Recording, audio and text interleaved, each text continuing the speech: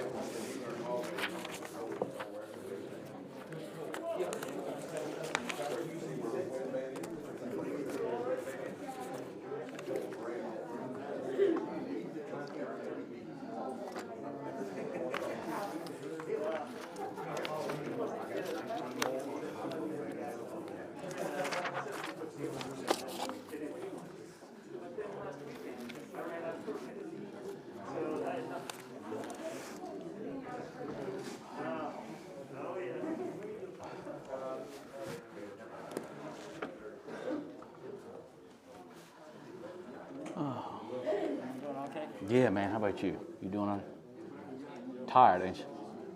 It's been right tight. Yeah, I know it has. I'm busy. Right. You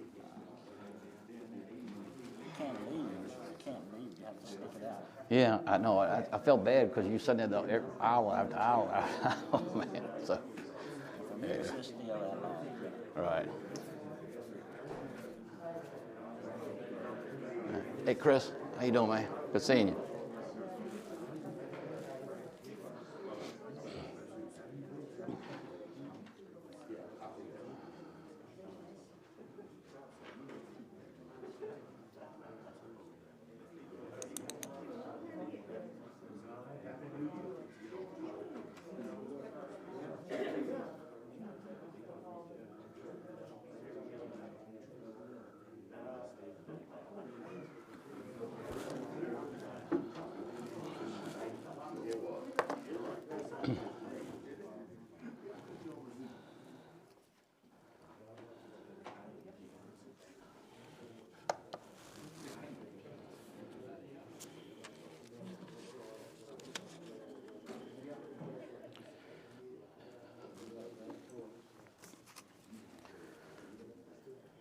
It's 7, Sean.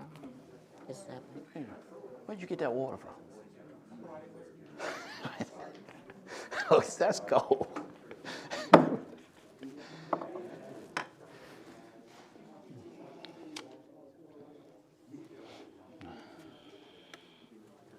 Thank you. The meeting of the Nottoway County Board of Supervisors is now called to order. Mr. Boyne, is the minister here?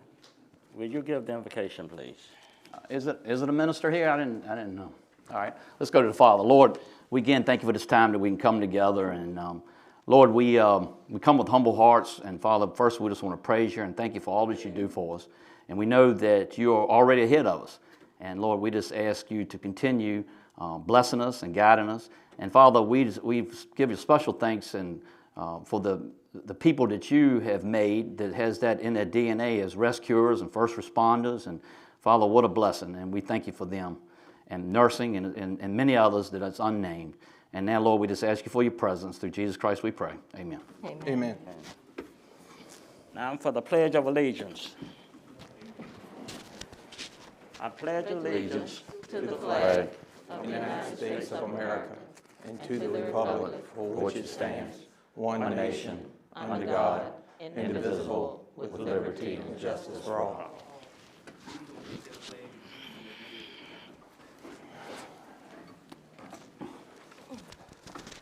At this time, I wanted to talk about a couple of things before we start the meeting.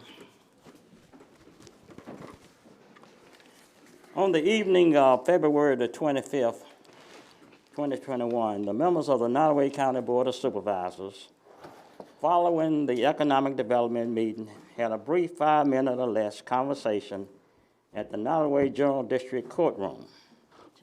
That conversation was not previously requested or intended to involve transaction of public business. It was intended to be personal in nature and was not believed to have constituted a meeting under the Virginia Freedom of Information Act. If, however, the conversation was at any point ever determined to constitute a meeting, it is believed that the subject matter would be appropriate for a closed meeting. If the Board of Supervisors did this on occasion, or on any occasion, misinterpreted the requirements of the Virginia Freedom of Information Act, the Board apologizes to the citizens of Nottoway County. We, the members of the Nottoway County Board of Supervisors, strive to conduct the county's business in accordance with legal matters, including but certainly not intended to the Virginia Freedom of Information Act. However, given the ever-increasing complexities of the Virginia Freedom of Information Act, the Board of Supervisors of Nottoway County has requested that Council provide and continue to provide additional information, training, and guidance to the Board over and above the statutory required training which all members of this Board have completed. One of the goals that, as chairman, I have set this year, and I'm going to present my goals at the work session on March the 8th. But one of them, and I've talked to Mr. Procise about this ever since about November, one of the goals is civility. Civility. All of us, I hope we were, taught manners at home, how to respect one another. And this is what I intend to make a focus of this meeting. Now, let me talk about the decorum that I expect to see at the rest of our meetings for this year. The Board of Supervisors of Nottoway County exists to conduct the business of the county, which is the business of the citizens of the county. In so doing, the Board welcomes and depends on the input of the citizens of the county, both outside the meeting as well as at the meeting, both written and verbal. However, in order to conduct the business of the county, we must be able to consider in an orderly fashion the matters brought before it. Citizens' input is welcome near the beginning of each meeting with an agenda item entitled Delegations from the Public. During this time, citizens are invited to address the board, not the audience, for a period of up to 3 minutes. Please be advised that beginning with tonight's meeting and at all future meetings, the following rules will apply. The 3-minute time limit will be strictly enforced. The input of citizens during the public comment period and only during the public comment period likewise will be strictly enforced. Any person disrupting the meeting in any way, including but not limited to yelling from the audience or otherwise speaking when either not properly addressing the board during the public comment period or not having been recognized by the chairman to address the board, will be removed from the meeting. Points of order and points of privilege are appropriate only for members of the board and may not be yelled out like it was at the January meeting by a citizen. Thank you very much. Here, here. Point of order, Mr. Chairman. At the organizational meeting, there was no discussion about reducing the citizens' time limits, and I think we're teetering on their First Amendment rights. I think this board ought to stay to the 5-minute rule as has been in years past. Okay. Thank you. We'll now move to approval of the agenda. I have an amendment to the agenda. I have a statement and some motions that I'd like to add.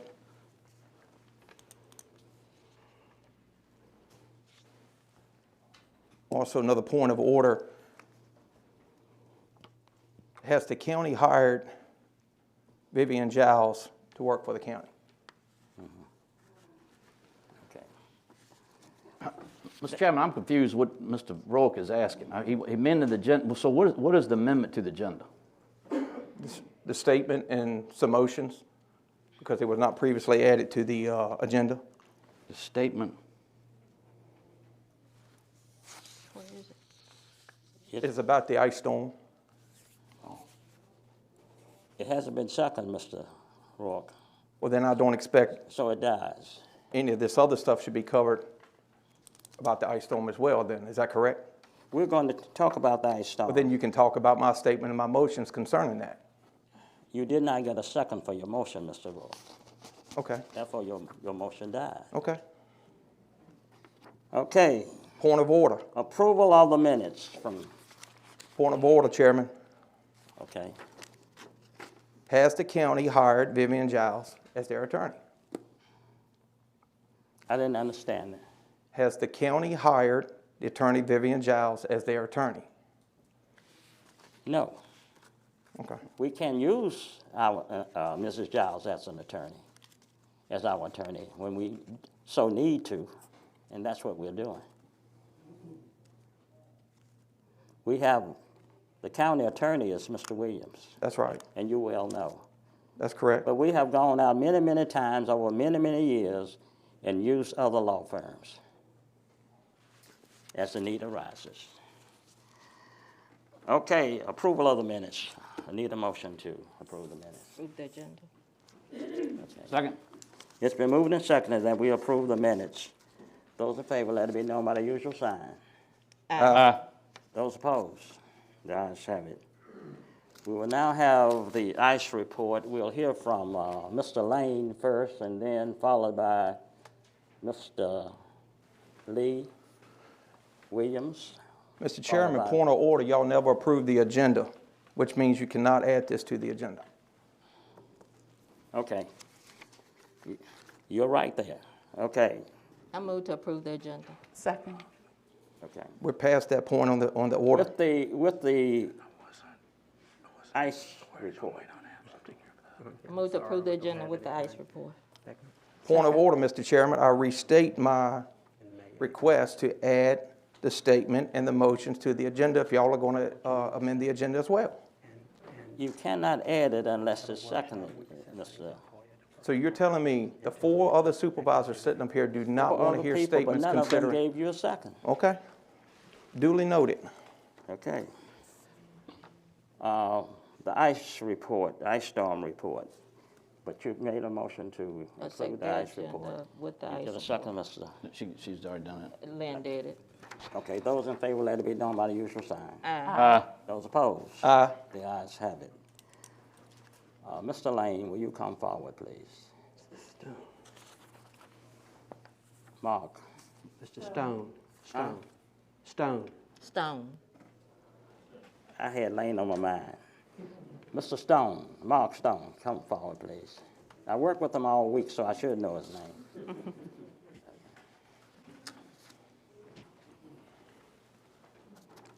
Yes, sir. Good evening. Good evening.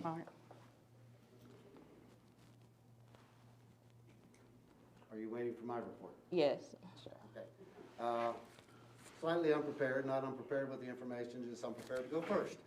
Mr. Chairman, members of the board, folks in the audience, my name is Mark Stone. I am working with the Virginia Department of Emergency Management as the Chief Regional Coordinator for Region 2, which does not encompass Nottoway County. I was requested through my counterpart in Region 1, which does include Nottoway County, to deploy and assist Nottoway County on the initial days of the ice storm. So, not real sure what we're looking for. I'll just give you a quick brief of my arrival, my actions before Mr. Lee Williams came in to replace me and led the thing, the response with you guys through today, actually. So when I arrived, Mr. Procise met me graciously in the parking lot across the street. One thing was very, very, very clear to me. There was good things happening and a desire to make things continue to happen good in light of the disaster going on in Nottoway. Sorry for the mask, keeps sliding on my face here.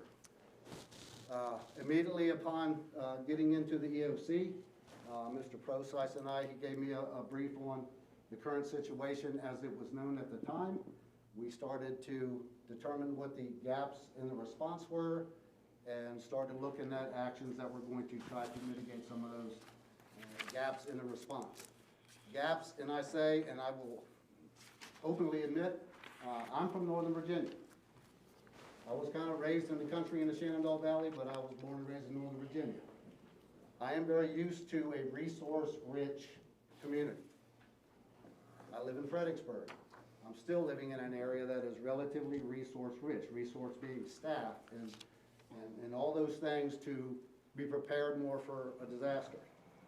I knew coming in that we were going to have challenges. I knew coming in that this was a huge event for not just Nottoway, but many, many counties across Virginia that are still dealing with the recovery and the aftermath. So I knew coming in that there was going to be a lot of need immediately down here. So Mr. Procise and I had a first initial briefing meeting, nailed down the priorities that we thought were the life safety major issues. Mr. Chairman, you came in. Another thing that highly impressed me, Chairman of the board shows up in the EOC. What impressed me more is you didn't leave. The team came in. We did the organization that we needed to do for the initial continued response and started developing incident action plans. I give credit to my peers over my left shoulder here for carrying that through. And since that day, I was here for just the 2 first days. And when I left, I felt that the county was in much better position organizationally to start attacking some of the priorities that were going on and work through this. I can't emphasize enough that I've got 40 years in this business. I've had the honor of representing Virginia and the country domestically and internationally. I was at the tsunami in Indonesia, the earthquake in Haiti. I was at the Pentagon for 9 days sleeping in my car during the attack on the Pentagon. I know a little bit about disaster response.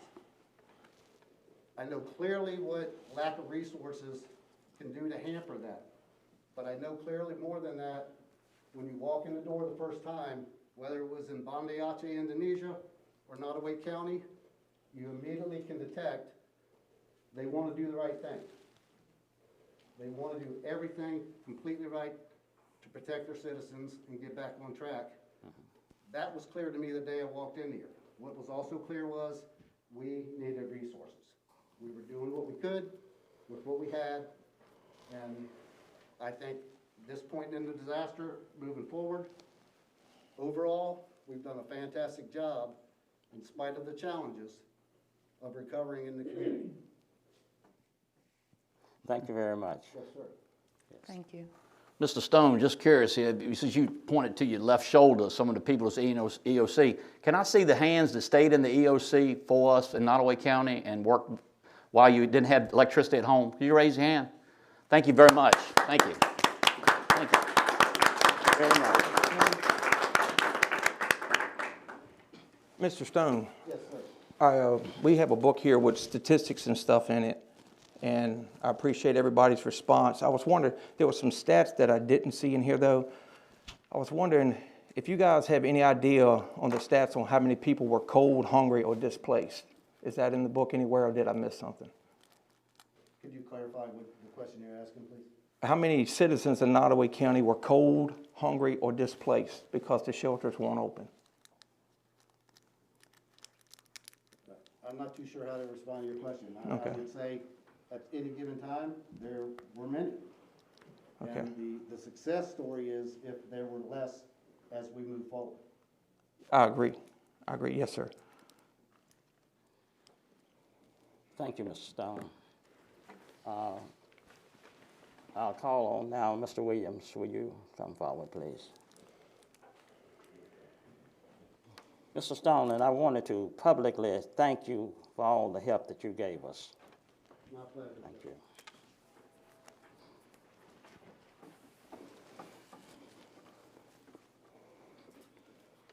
All right, thank you very much. Mr. Vaughn, Ms. Shackleton, Mr. Rourke, Mr. Bowen, Ms. Simmons, Mayor Colburn, Mayor Welch, and Mayor Muskovic. I want to tell you very much that I am honored to be here to work in Nottoway County.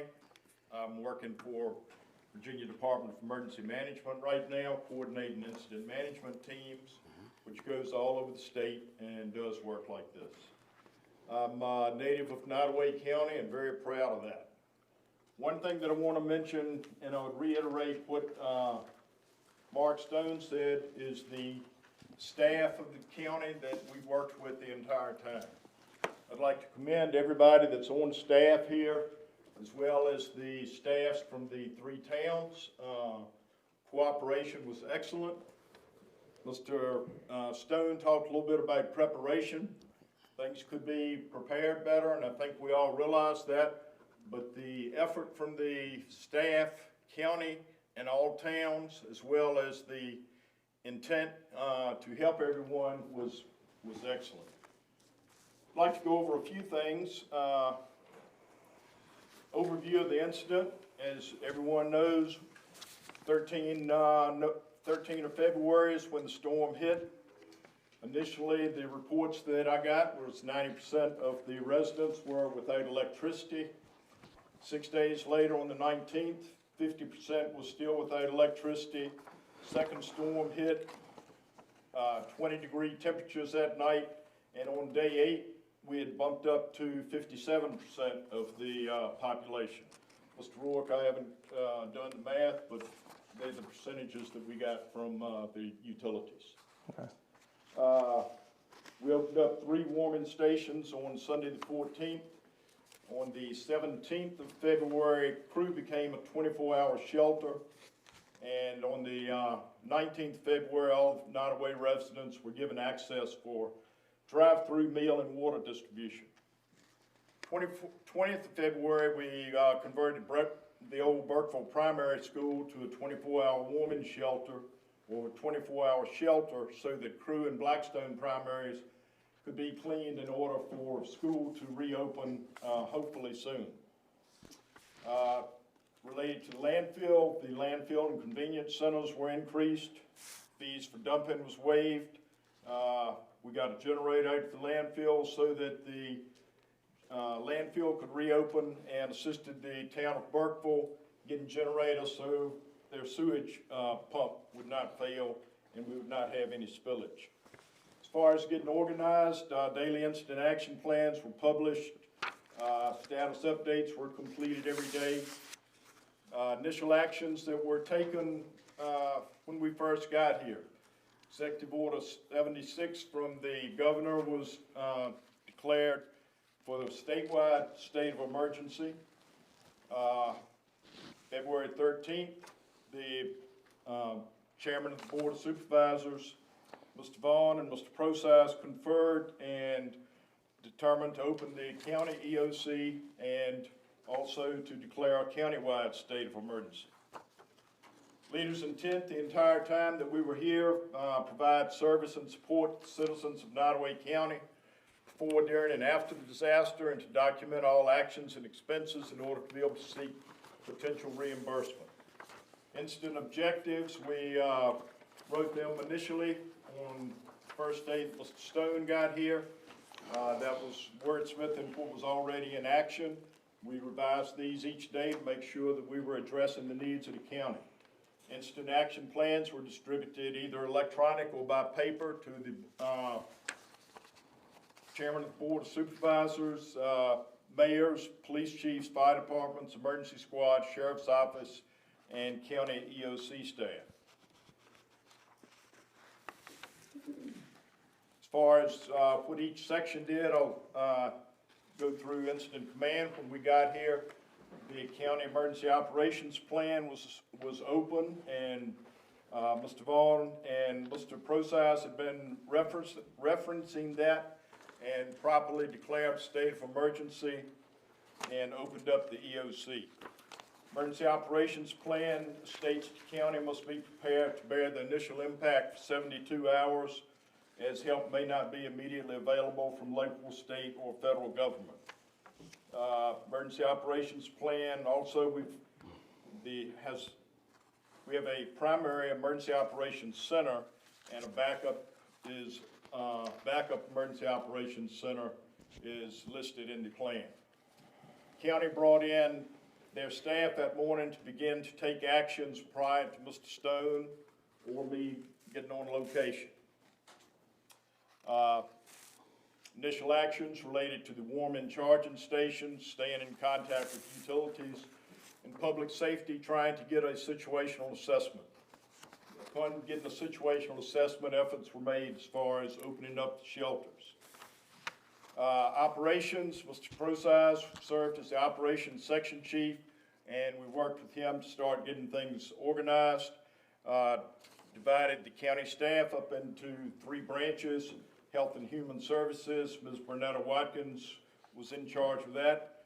To this date, we've distributed 792 cases of water, 2,000 hot meals, and 4,000 packaged meals. Shelters were open. Shelters, the maximum that we had staying in one shelter, I think they were set up for 40 people, maintaining COVID guidelines and also having law enforcement and EMS on hand. Total of 4 people was the maximum that stayed.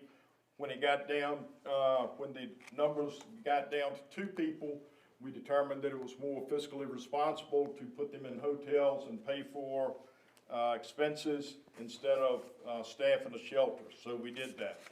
But we made sure that everyone knew that sheltering was available. Public Safety Branch, Sheriff Robert L. Jones was designated as branch director on that, worked with fire and EMS as well as the police departments in each town. Typically on a normal day, the call load for Nottoway Sheriff's Office is 40 calls in a 24-hour period. Highest that it reached during the storm was 177, and a total of 686 calls during the storm period. Volunteer staffing, the volunteers stepped up, volunteer fire and volunteer EMS. I commend them for that. Over 900 man hours of staffing, which based on a FEMA rate would save the county roughly $25,000. The volunteer agency buildings are not set up for 24-hour staffing, including sleeping, eating, and showering. Most of the volunteers slept in 1 or 2 rooms with only 1 bathroom. Close proximity there, along with failure to wear the proper PPE, caused an outbreak of COVID-19 in the Blackstone Fire Department, and they're working through getting everyone tested and decontaminating the station itself. Public safety radio tower sites, some of the generators went down, and generators were purchased to power these towers. Radio communication was not interrupted. Infrastructure, due to a shortage of staff, I initially filled this, working on utility restoration, internet restoration, and evaluating the 3-town water distribution systems and the 3-town sewage systems. Mind you, that we did not have resources to do any of the utility restoration or the internet restoration, just monitoring what was being done by the utility companies themselves. Everything, we monitored what was being done by the utility companies. As far as water and sewer is concerned, Burkeville had an issue with one of their generators, and we were able to get them a generator rented immediately, bring that in, so that we did not have any sewage leakage and cause any problems as far as contamination or getting in touch with the DEQ. So they were the operational areas that we were concentrating on. Public information officer, we dealt with public information, ramped up Facebook account and the webpage. County did not have a dedicated public information officer, and so things were slow getting rolling, but I would commend Logan Presley, who moved over from county payroll to take on that role, and she worked diligently at it. Safety, Mayor Muskovic handled that, and we certainly appreciate that. Liaison is an area that we did not fill due to lack of staffing, and that we should fill in the future. That can come from an incident management team member.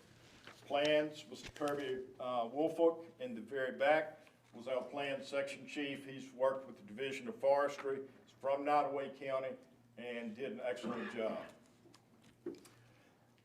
Excuse me. He is planned section chief, conducted the initial command meeting to determine leaders' intent, subsequent command and general staff meetings, and then on a daily basis, tactics, planning, and operations briefings to be sure we're meeting the correct objectives. Objectives were reevaluated on a daily basis. From a logistical standpoint, I can't say enough about the county staff at the landfill. Gary Easter did a fantastic job as far as providing support for us. That's an area that we need to beef up in the future. Finance, Ms. Katie Tomer was the Director of Finance, and she did an outstanding job. She already had things going as far as tracking expenses.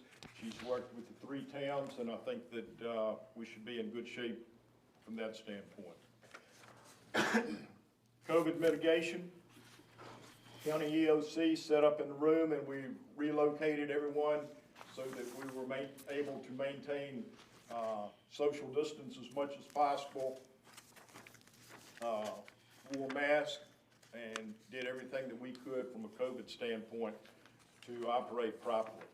Then it's the incident management team, which was part me, part Division of Forestry, and part Southwest Virginia Incident Management Team. As we started to depart, we developed a written transition plan to turn over to the county staff so that nothing would slip between the cracks, and we would have a smooth transition from an incident management team and an EOC operation back to normal daily operation. So for the excuse me, board members, it was my pleasure and honor to work with you, work for you. For the citizens, I was more than happy to be here, returning to Nottoway County and help out. Concludes my report. Mr. Williams, thank you very much. You have been a big help to us. And, Glad to do we that. appreciate that. Mr. Chairman, I've got a question, maybe. Thank you. And there may be some more questions, but if you don't mind, Mr. Williams, you know, I heard you. You know, I'm a Clint Eastwood fan, so you got the good, the bad, the ugly, and we really need to know about the ugly somewhat to see if we can be prepared. You know, we're fortunate. This could have been worse. That second storm, really, we passed that one. And what I'm asking the chairman and the board, would you recommend us to have like a critique, help us to get prepared a little bit more, hear about the ugly, what we can do to improve? I think we work better with a grocery list, you know what I'm saying, and for correction, and so we can be more prepared in the future. Yes.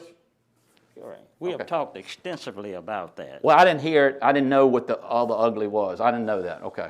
But that's going to be one of my objectives that I talk Okay. about at the workshop. Yeah, I agree with you, Mr. Bowen, because I didn't hear anything about the transport of the 2 citizens that were suffering from hypothermia because our shelters weren't open. Do we know if there's been any I do not deaths have related to any this? information on that. Okay. Do we know if there's any deaths related to hypothermia in the county? None that I'm aware of. Also, I didn't see the stats on how many people would have used the shelters had the county acted sooner to declare an emergency. So I agree with you, Steve. You know, I agree, everybody done a fantastic job, and I appreciate all the patting on the back for those, but I'm more concerned about what's going on with the citizens that suffered. I understand. And I do not have information on the citizens that suffered from hypothermia or the citizens that could have come to the shelter. Okay. Mr. Bowen, as far as the after-action report, brief after-action report is planned. I'm already collecting information for that, and we'll get that to you, but right now, the extent of what I've done is a transition plan and an executive summary. Gotcha, okay. The after-action report, we're still bringing in, it was a form that we developed and sent out, and it is still getting these in, have not gotten all of them in yet. Gotcha. Okay, thank you, sir. I appreciate it. That's planned. Okay, thank you. Thank you, Mr. Chairman. Thank you, Mr. Williams. Thank you. Thank you. Mr. Wolford, Herbert Wolford, would you, Yes, sir. did you want to speak? I don't think it's necessary, sir. He did a fantastic job. He did a wonderful job, too. Let's give him a hand. And we're going to go back to Mr.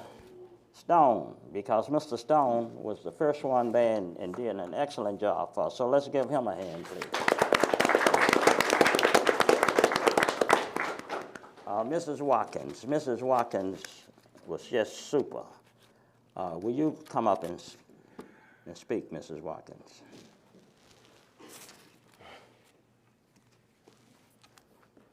Good evening to the board. Good evening. I don't know that I have much else, anything else to add, other, as far as the overall report. We were called, which was part of the overall plan for Department of Social Services to operate a shelter upon declaration of a state of emergency. Once we got a call, we rallied around. We got the call on the 13th, evening of the 13th, and immediately the members of our staff, the supervisors, that we started conferring with Mr. Process, with Mr. Vaughn, with the Red Cross, and looking at roads, trying to assess the best way, the safest way to respond. We had looked at, if we open the shelter right away, would it be safer for the people having to come on icy roads? And if they came and stayed how long should they stay? At the end of the day, the roads started freezing. What is the safest way? And always we try to assess not only the, what is safest for the individual. We had staff that was ready to go.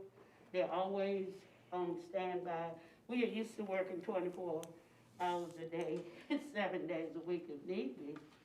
But overall, safety was our main concern. And then we looked at, okay, bringing someone to the shelter, we had to have, medical support. We had to have police protection. We had to have food for the individuals. And at that time, most of the stores were closed. The restaurants were closed.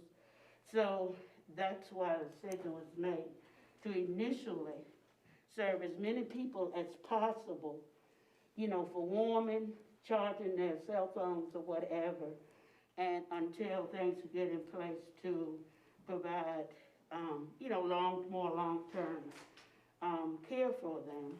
And that's how we came up with the idea with the shelter. The warming stations first. And that was also in conjunction with the advice of the Red Cross, which we always depend on to assist us to operate a shelter. And then we had to consider the COVID factor. And at that time, we were looking at if we needed to do some immediate shelter, could we find hotels to put people in? Then most of the hotels are booked up.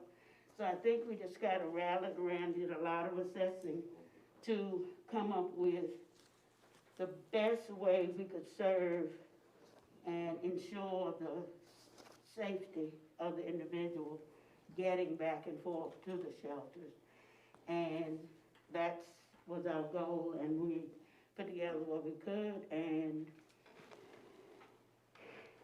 we were able to, you know, at least assist those who sought our station.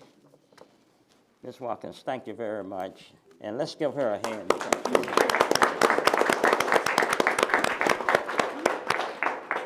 Mr. Chairman, I'd like to respond to Ms. Watkins. Ms. Watkins, I knew you're fine, you're fine. I knew you, I made a phone call to you and all three of your supervisors the day that the county did declare. You guys were available, and I know y'all were behind the 8 ball because of the county's lack of preparedness, and I commend each and every one of y'all for the effort that y'all put to get to those shelters. Right, like I said, as soon as we got the call, we went in, you know, let's prepare, let's get ready, let's do whatever we could do based on whatever the. I am proud. I am proud of you and your team, ma'am. Yes, ma'am. Thank you. Anyone else? Okay, let me recognize Mr. Skovic. He's the mayor of Crew. He was with us most of the time, working with us very closely. And also Sheriff Jones was there just about every day. Thank you very much.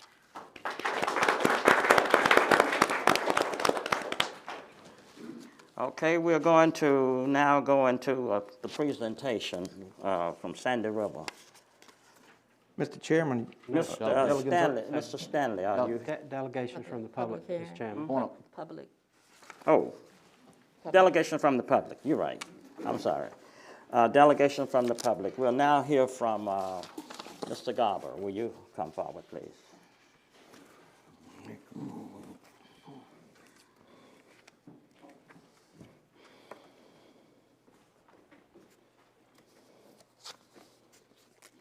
Ladies and gentlemen of the board, I'm here to address you because this envelope says Board of Supervisors, Nottoway County. So whether this was your doings or someone else's doings, it was done in your name. Earlier this winter, I picked up a few odds and ends junk around the house that had been accumulating and carried it up to the landfill. Didn't think much of it, but being a good citizen, I didn't throw it in the dumpster because it was metal. I carried it across the scale, and man said, "You've got to wait." I said, "Okay, you know, you have your instructions." Well, recently I received a bill from Nottoway County for $1.26. Now, I don't know what envelopes cost, postage, and 2 pieces of paper.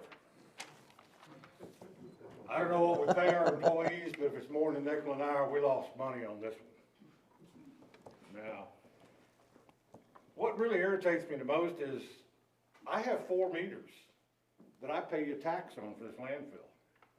And, you know, I carried a couple 5-gallon buckets of miscellaneous scrap up there. And, you know, I get another bill. Like, one of those $3 a month I pay is on a sawmill shed that generates 0 trash to Nottoway County. All the thing comes out of there is sawdust and wood, which I burn.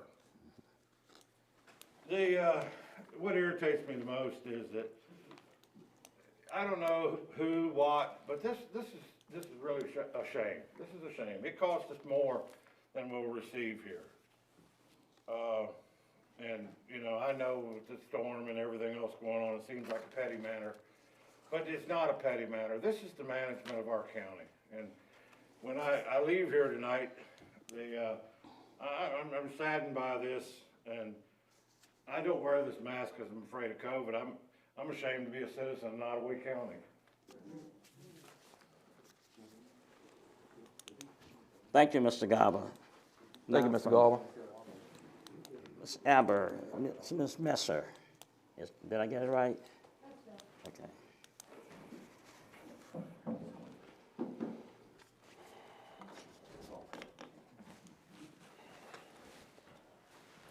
Good evening, board. Good evening, Ms. Messer. I did not want to be first because I know there was probably a lot more information to be shared that I would have just reiterated. During this ice storm, I'm going to go back to one of the things that Billy Colburn said, one of his P's, preparedness. We're just not prepared. You were not prepared for your citizens. Why did it take 5 days for a 24-hour shelter?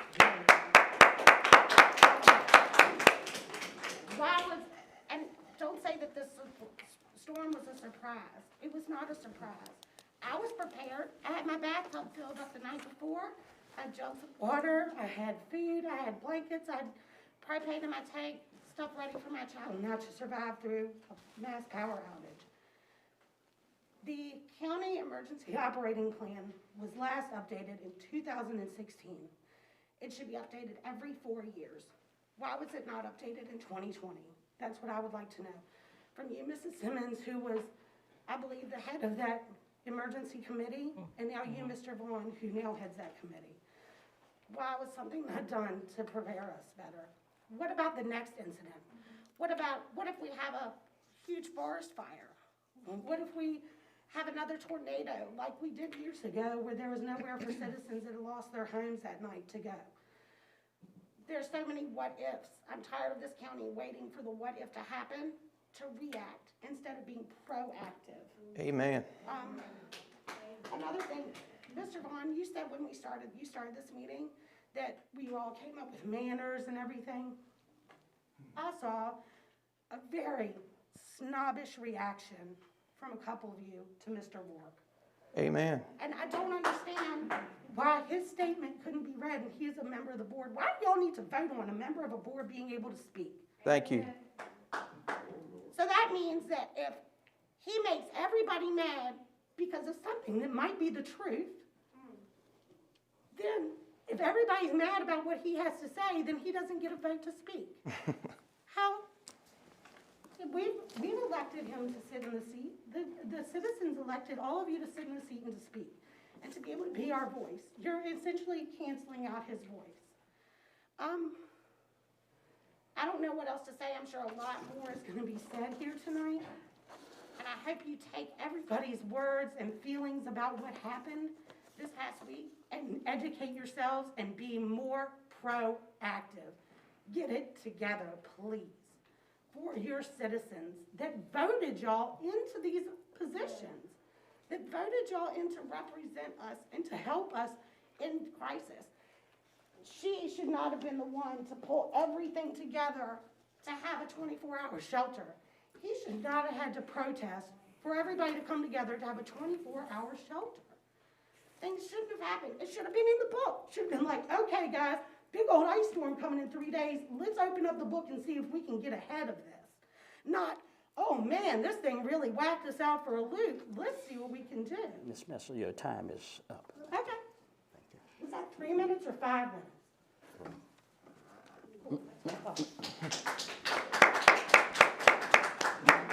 Mr. Chairman, I'm just trying to clarify something. And Mr. Rourke, I apologize if I didn't understand it, but don't we all have time to speak on the agenda? Isn't that our time to speak? Yes. Okay, well then why don't we just do that? That is what it's there for. That's right. Everybody got a time to speak. Exactly. Mr. Bowman, we can go back to the last 3 meetings, and we were not given any time. Okay, well I missed November, that, Mr. Rourke. December, I did and miss that then. I just, maybe because the last 3 minutes was 3 hours, and I probably didn't. Everyone spoke at the end of the meeting. No, we did not. What he's probably saying No, we is, did because not. it was like 3, and we probably did. We probably come out of closed session and went boom. That's right. And went home. November and Yeah, I got December, you. there was no delegation from the board members at all. But I do, she's making a good point. I mean, Mr. Bowman, I need to move on with the meeting. yeah, but I just want to clarify, I get that, but I want to clarify that we all going to get a chance to speak, right? Yeah, Maybe. Exactly. We always Maybe. do. We haven't the last 3 meetings. Okay. The first meeting was an organizational meeting, and we just talked. Okay, well, I didn't. This is my second board meeting. It is communication time at the end of the board. And one organizational meeting.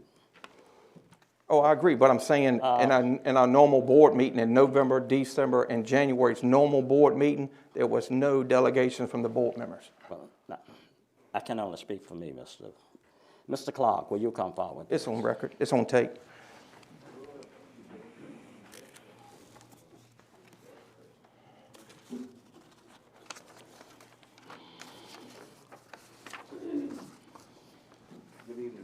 thank y'all for having me up there. Good evening. Good evening. Good evening. Now you're passing, Mr. Carl. You know, one good thing, the only good thing about this storm is it showed us how the people of Nottaway County care for each other. 'Cause, some of the citizens really organized, and you can see it on Facebook, they're asking each other, you need this, need that. I'm not gonna talk long, but Billy Coleman told me something, we were talking on the phone. There's no I in Nottaway County. So I pray that you all can do just as the citizens did and work together and do what's best for Nottaway County. Everybody deserves to hear what they gotta say, and we gotta respect each other and listen, and please work together for the county. Thank y'all. Thank you, Mr. Clark. Mrs. Coleman, Pauline Coleman.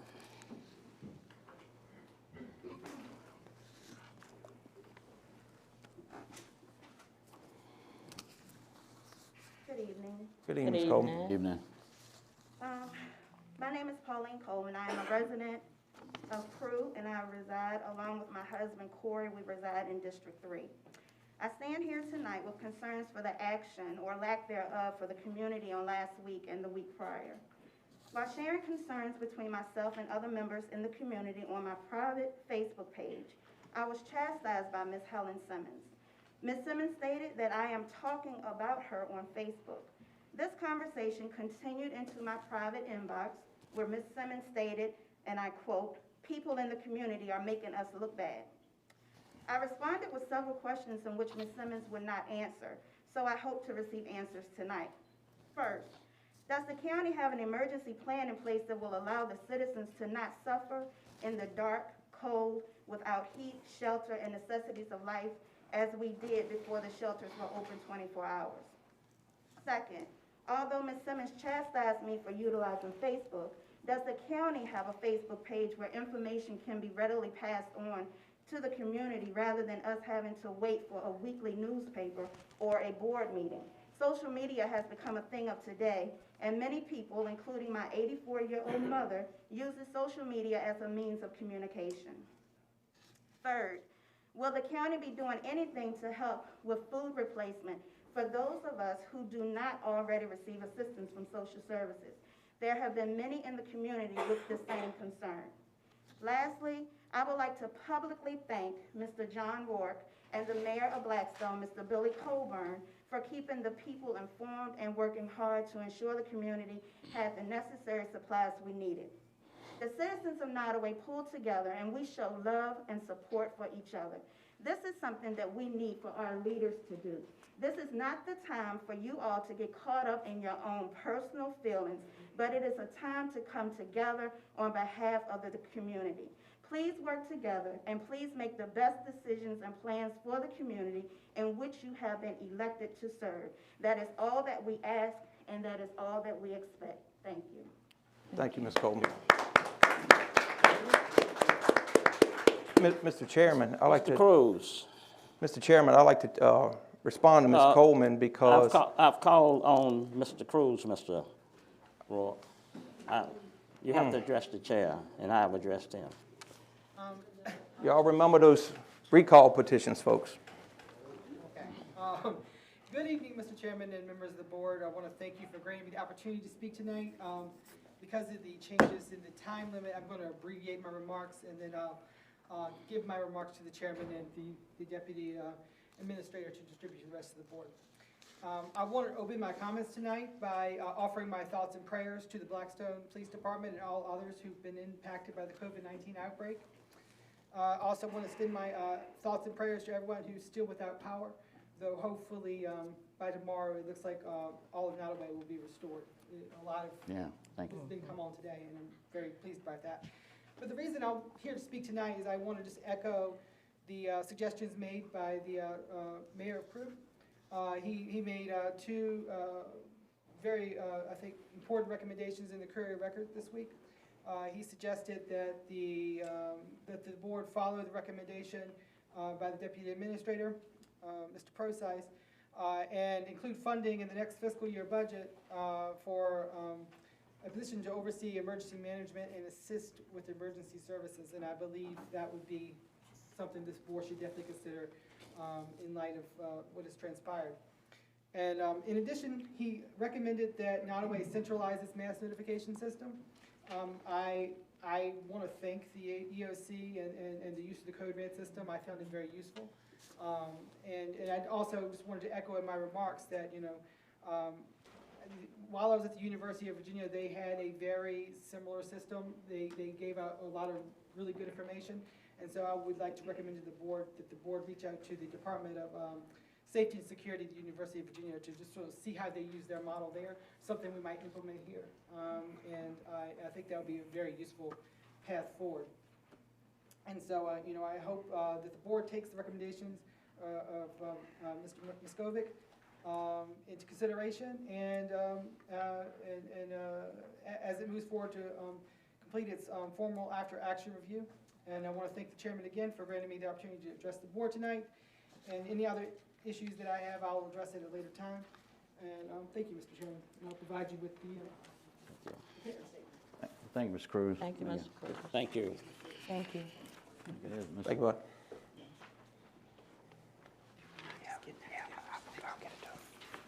Mrs. Pinto, did I get it right? Yes, Okay. good evening, board. Good Good evening. I have really struggled with what to say here tonight, so I just kind of wrote a statement as I thought about what this town has gone through in the past 2 weeks. Basically, you failed.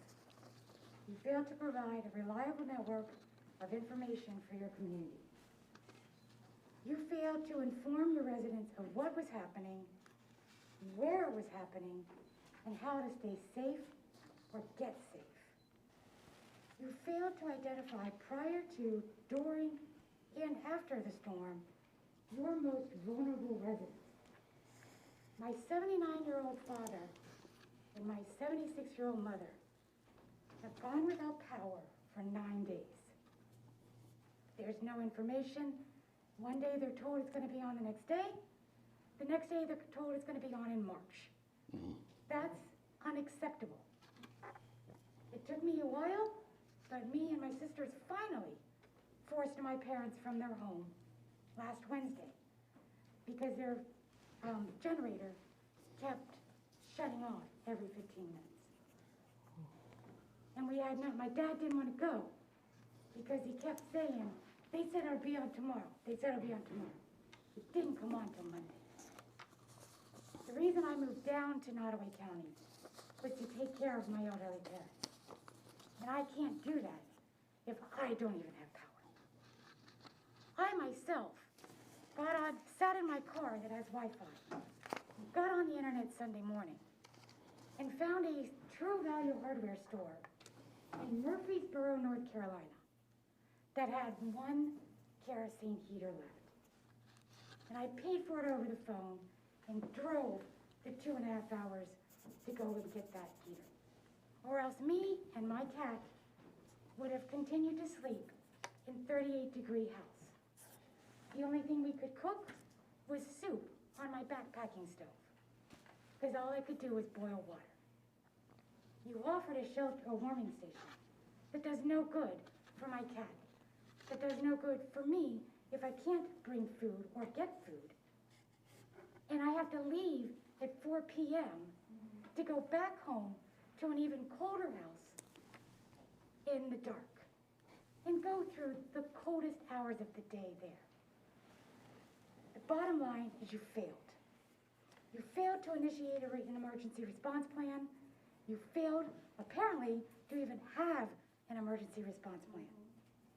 It's downright embarrassing that you want to sit here and pat each other on the backs and applaud yourselves. And it's embarrassing that you had to bring in outside help when that plan should have been in place from the very beginning. Your shelters failed because there was no one knew about them. You did not communicate. Your Facebook page Your time is up, miss. Thank you. Remember, your words are not important past a certain amount of minutes here for some of these folks. Well, you know what? Each and every one of you failed except that man right there, because I wouldn't have known what the hell to do. Ma'am, thank you. Ms. Kelly, Mrs. Kelly, Andrea Kelly.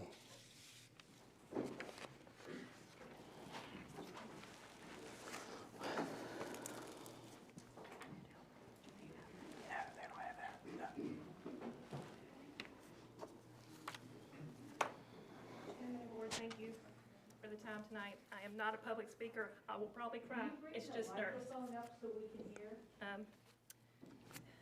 I've seen, Mr. Chairman, we don't need the audience telling us about the microphone, okay?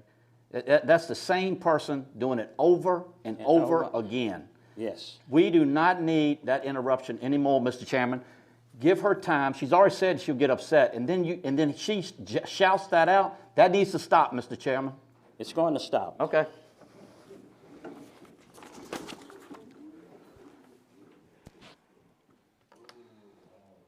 Go right on, Ms. Kelly. I've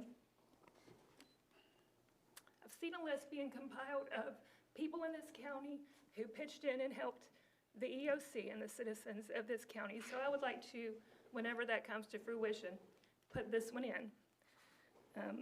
The person that compiled the list would never, ever put their name on.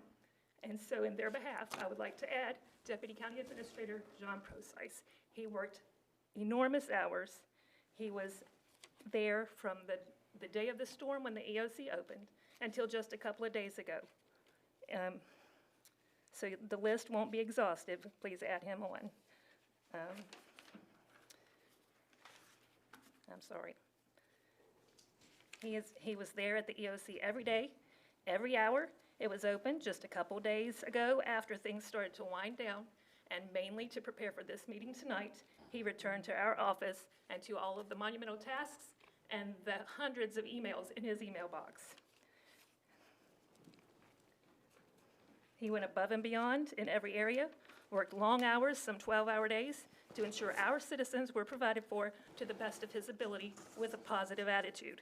In fact, little known is that he is on his 18th day of working in a row. And despite all this, he sits before you here tonight with a positive attitude, here doing his duty for this county. He has worked under some monumental and unheard of conditions in the pandemic and what's going on with 2 back-to-back ice storms. He was there with Mr. Vaughn, getting everything done. If you've ever planned anything, a birthday party, an anniversary party, you know it's a big task. Imagine taking on an entire county. So while some people wanted to bash the county during the event, he was right there working the event. He did it, and I appreciate him. It is a privilege to work under a man with ethics, with positivity, with unheard of dedication. In 2021, you don't get that dedication. You see the higher ups come in, pass it off, and go home. And he never did that. And here he is tonight, and I think he needs some commendation. Thank you.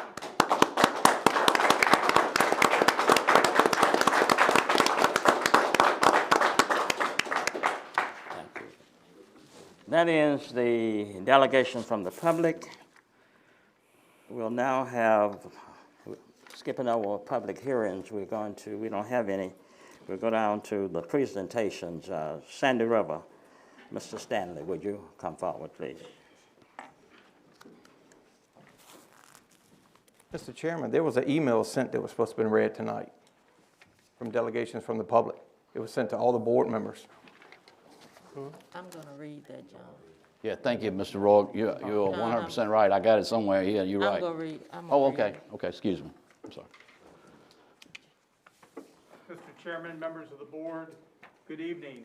Good evening. Staff. Good evening. It's finally nice meeting you, by the way, Mr. Stanley. I read about you in the Farmville Herald, but anyway. That's that other paper. I'm joined this evening with Mr. Joe Hines and Mr. Justin Curtis, 2 of our consultants on this project.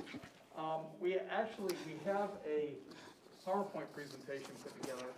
I've also heard that y'all have a work session come up on March 8th, and with the crowd and everything else you have going on tonight, we'd be happy to come back on the 8th and meet with this board and talk about the project, or we could push on tonight, whatever is your pleasure.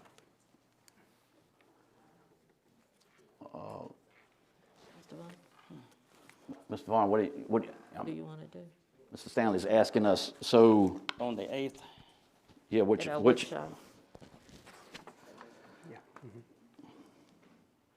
I think what I think what you're getting at, is it the 8th, is it the 8th or is it March? Come on, guys, help me out here. It's March the 8th, I think it's on a Monday. That's the second Thursday, isn't it? No, man, we're wrong. Hold on, Mr. Stanley, let us get our ducks in a row here. Didn't we normally, board members wanted like March 11th? The 8th was tentatively set for the all-day workshop. Oh, I'm sorry. Monday. I don't have that on my calendar. I'm sorry. Tuesday, March the 9th is when you normally would have a workshop. It's the second Tuesday of the month. Okay. That would be the 9th if The that's 9th. what you want to do. Okay. Look on the day, Usually in the evening. in the evening. Yes. Mr., I'll shut up. Go ahead. We're going to. Okay. It's no need for you to come on that night unless, really. But we'll hear your presentation tonight, Okay. and then we'll deal with it from there. Okay.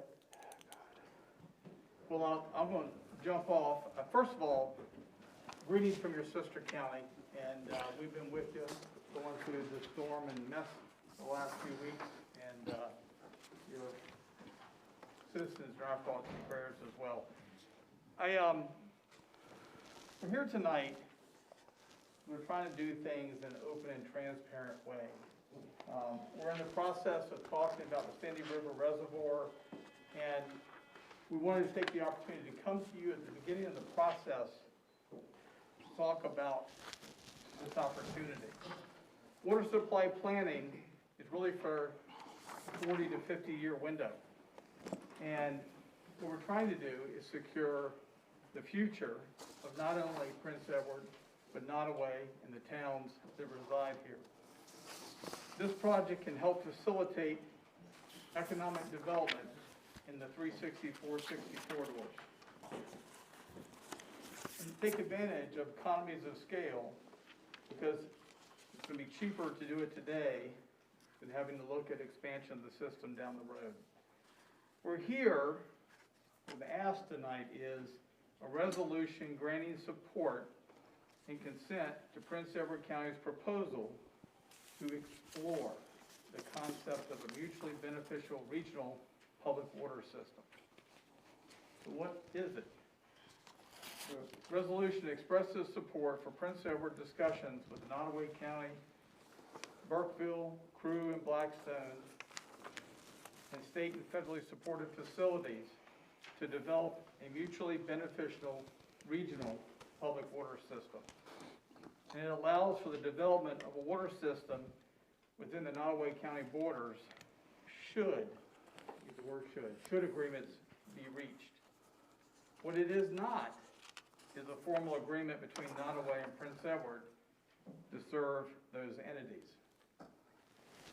So, the Sandy River Reservoir is a 740-acre reservoir located just east of Farmville. The timeline for the project, it was first studied beginning in 1967, and they looked at 7 different options for a water project, a reservoir. There were multiple bond referendums to construct it in 1971 and 1983. The dam construction was completed in 1988. Congress authorized filling of the reservoir in 1991. It was filled by 1995, and a Virginia water withdrawal permit was issued in September of 2006. It's always planned to be a long-term regional water supply with an 8 million gallon per day safe yield.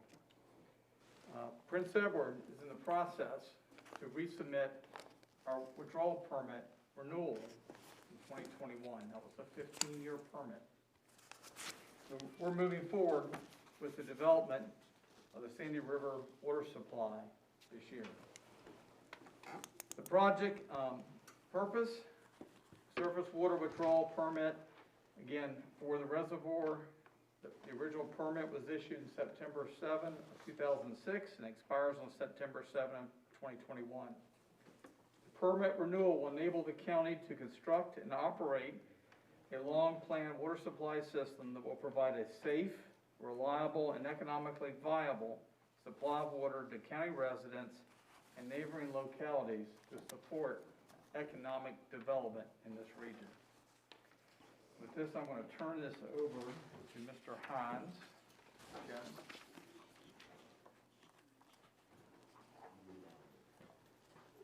Thank you, Mr. Stanley, Mr. Chairman and Board.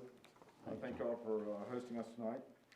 So I had some nice little graphics in the presentation. We can forward that on to you guys after tonight. But the first slide I had was essentially summarizing the location of the dam relative to the Nottoway County line. The dam constructed is approximately 5 miles as a crow flies from Nottoway County. So it's got relative proximity to the county. It is intended, as Prince Edward develops the water and sewer system, is to use it for economic development purposes along the 460 corridors. And if Nottoway County and the residents within the county or entities within the county choose to be participatory, it would help provide economic development along the 360 and 460 corridors. So to give you an idea of the volume of traffic that comes along these corridors, the section between Farmville and 307 is about 14,000 to 15,000 vehicles a day. The 360 merge interchange or intersection merging is about 13,000 to 14,000 vehicles a day. And then you have about 12,000 to 13,000 vehicles a day going west on 460, east-west on 460 out of Crew.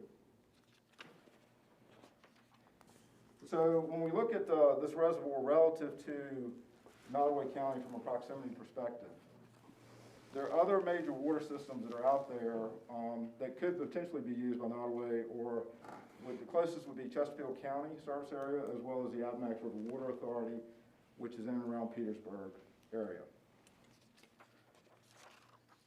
So there have been some potential partners discussion. We have a history of that. First is the town of Burkeville. They submitted a June 2005 support letter to go into the initial Virginia water permit application in 2006 and asked to be participatory in that application process. Then in 2019, the Department of Behavioral Health and Developmental Services commissioned a water supply evaluation, or had one completed, by Wiley and Wilson engineers out of Lynchburg and Richmond. And that was done as a water supply evaluation for the Piedmont Geriatric Hospital and the VCBR facility, as well as the Nottoway Correctional Facility campuses. That was published in December of 2019. One of the alternatives in that report was alternative to partner in the Sandy River Reservoir project with Prince Edward County. So they had initiated discussions with the county. And so as I know, they're moving forward with plans moving forward. We were one of the engineering firms who submitted on the next phase of the work, but because we were representing Prince Edward County, we conflicted ourselves and removed ourselves from that consideration. And then here we are today to talk to Nottoway County about this resolution, which would essentially explore the concept, again, it doesn't, as Mr. Stanley committed to, explore the concept of a mutually beneficial regional public water system, and it does not commit anybody to anything other than just having discussions. So what are some of the benefits of developing Sandy River water as a regional water supply? So future water supply and cost and development timelines. So for those of you who are familiar with Cobbs Creek Reservoir, Henrico County is constructing a reservoir in Cumberland County, spending approximately $300 million on that project for a 52 million gallon a day safe yield for drought protection during the next 2002-like drought in Henrico County. So that equates to about, in those dollars, about $6 per gallon as a cost to develop a water source like that. So Sandy River was approximately 30 years in the making. My father was involved in the early 1960s on getting that commission going. They issued a formal commission study in 1967 for the Sandy River watershed, and then went through 1995 to complete. So the timelines are lengthy. Cobbs Creek was approximately 21 years to plan, permit, and construct. It's estimated it will go into operation, or the dam will be complete in 2023, and they'll start filling it up. It'll probably take another 9 to 18 months, depending on the weather. If we had 6 months like that, the past 6 months, it probably would fill up in that time period. So that's been about 21 years complete. So some of the benefits, it would help promote economic development along the 460 and 360 corridors and the western end of Nottoway County. It acts as an additional and supplemental water source for Burkeville, Crew, and Blackstone. Crystal Lake has a well-documented history of having issues that need to be addressed. And in those reports, it is pretty significant cost and permitting efforts to dredge that lake and whatnot. We know that Crew is doing everything they can to bona fide or make that source a little bit more bona fide. It would also help reduce reliance on the Virginia National Guard Reservoir at Fort Pickett. Obviously, from an economic development perspective, robust utilities is very important to attracting economic development. They want security of utilities and security of water. Water is the lifeblood of the economic development. So it is a reliable, drought-resistant water source that can help key state facilities and federal facilities in Nottoway County have that measured benefit of a secondary source of water.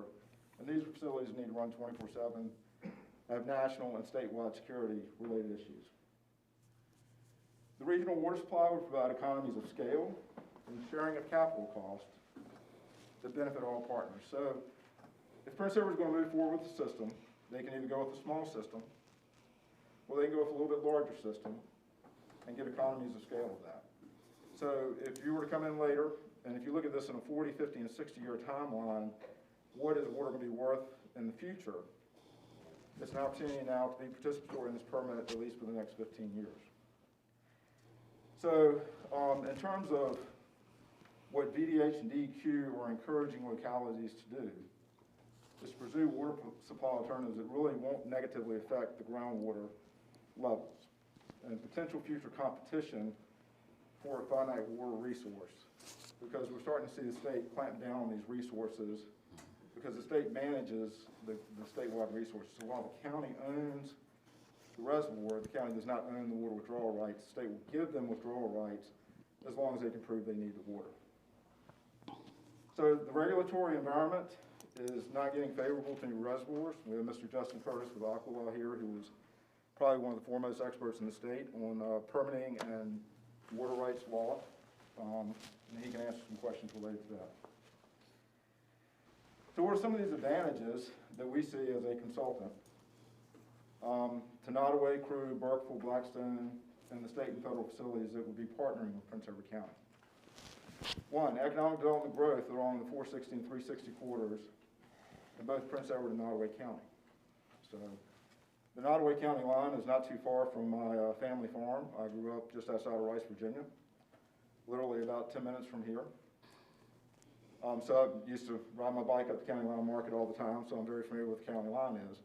But there's about 4 miles worth of road. If we were to run the pipeline along 460, there's about 4 miles worth of road between there and Burkeville and Crew that would be provided with a water supply that could be leveraged for economic development purposes on behalf of Nottoway County. So you would allow for the expansion of Fast C and other federal facilities in addition to the peripheral businesses that are related to Fort Pickett and Blackstone. I know we're saying that Virginia needs to reduce reliance on the federal facilities. That's been a story in economic development since I've been back here for 20 years. But the reality is we want to grow those resources as well too. And providing a secure water source would potentially help grow those businesses in and around Fort Pickett and Blackstone to support the federal facilities. It would help secure a long-term water supply, and that's a 40 to 50-year timeline for both Nottoway and your regional partners, including your towns. It would replace the Burkeville wells, which are currently having capacity and quality issues that have been well documented with the Department of Health. And again, they're encouraging people getting off groundwater wherever they can. It will help supplement or augment Crew's water supply. And that's key. I want to make sure it's clear. Supplement or augment. We're not intending to take over Crew's water supply. It will help supplement or augment that for future uses. It will help meet the water requirements of major employers and taxpaying entities in Nottoway County. It will provide a reliable and redundant water source for mission-critical state facilities that obviously need to operate 24/7. It allows Nottoway County to develop in the west end of the county from an economic development perspective. Again, the cost of future water resources will only get more expensive over time. The mitigation cost alone is, I think, almost $400 to $500 a linear foot of stream, and between $40,000 and $60,000 an acre for wetlands. And you can't build an inline stream reservoir anymore. You can't go dam up a drainage basin with a reservoir in it. That's not possible from regulatory perspective. We will most likely, and Mr. Curtis will probably echo this, we'll most likely not see another reservoir built in our lifetimes in Virginia because of the lengthy timeline of permitting and the associated costs with that. So that makes Sandy River a very valuable regional asset, not just for Prince Edward, but for Nottoway County and one of their neighboring localities. And participation of the state facilities would help lower the initial capital cost and ongoing O&M costs for our partners. The next one I had was a map showing Nottoway County. And we have what we call hydraulic unit code maps in Virginia, which essentially shows where the ridge lines are, where if you put a drop of water on that line, and half of it could go in one direction, the other half can go in the other direction. Literally 460 and 360 are considered ridgeline roads. They're at the top of the watershed, okay? And that's can be confirmed by the railroad. The railroad goes where it's flat and smooth because they don't want to spend a lot of energy pushing trains uphill or downhill. So when you look at where Burkeville, Crew, and Blackstone are located relative to the dividing line between these hydraulic unit areas, hydrologic units, they're literally at the top of the reservoir. I mean, at the top of the rim. Okay, if you look at it like a rim of a canyon, these towns are literally sitting at the top of the rim of that canyon. Okay? So what does that mean? It means it's difficult to develop a water source to catch all the water that they would need for a future water supply. The next graphic I had is showing essentially where Sandy River was relative to Burkeville and the county line for Nottoway. It talks a little bit about economic opportunities throughout the county, but also to the interconnection between Blackstone and Crew. That could be a real simple interconnection if we were to stitch these systems together. In other words, we come in, we tie into Crew and the state facilities. Then there could be a short section of pipeline that could be built between the Blackstone system and the Crew system. And we have a complete system running from Sandy River to Burkeville to Crew to Blackstone. Okay? So, it's my understanding this facility, I guess, is served from the town of Crew, from a water perspective, as well as Nottoway High School, is my understanding. So there's a short distance, maybe 1 to 2 miles, that we could use to interconnect the system. The next is somewhat related, and I had sent Mr. Procise and Mr. Bowman a copy of y'all's electrical services territory map.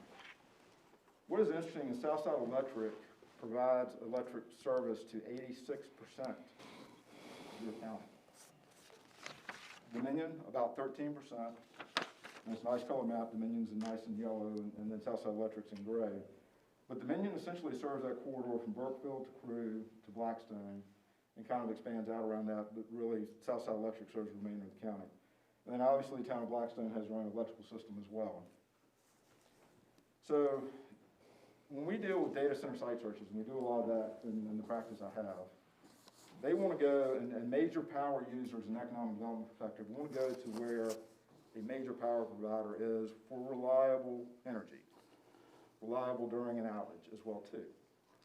So Dominion and AEP, which is in the southwest part of the state, are the two predominant power companies that data centers want to go to because of that reliability and ability to have minimal downtime should an emergency happen like y'all just dealt with over the last several weeks. So that brings us to the resolution. I'll let Mr. Curtis talk about the resolution, but again, the resolution is a resolution granting support and consent to Prince Edward County proposal to explore, the word explore, the concept of a mutually beneficial regional public water system. Mr. Curtis.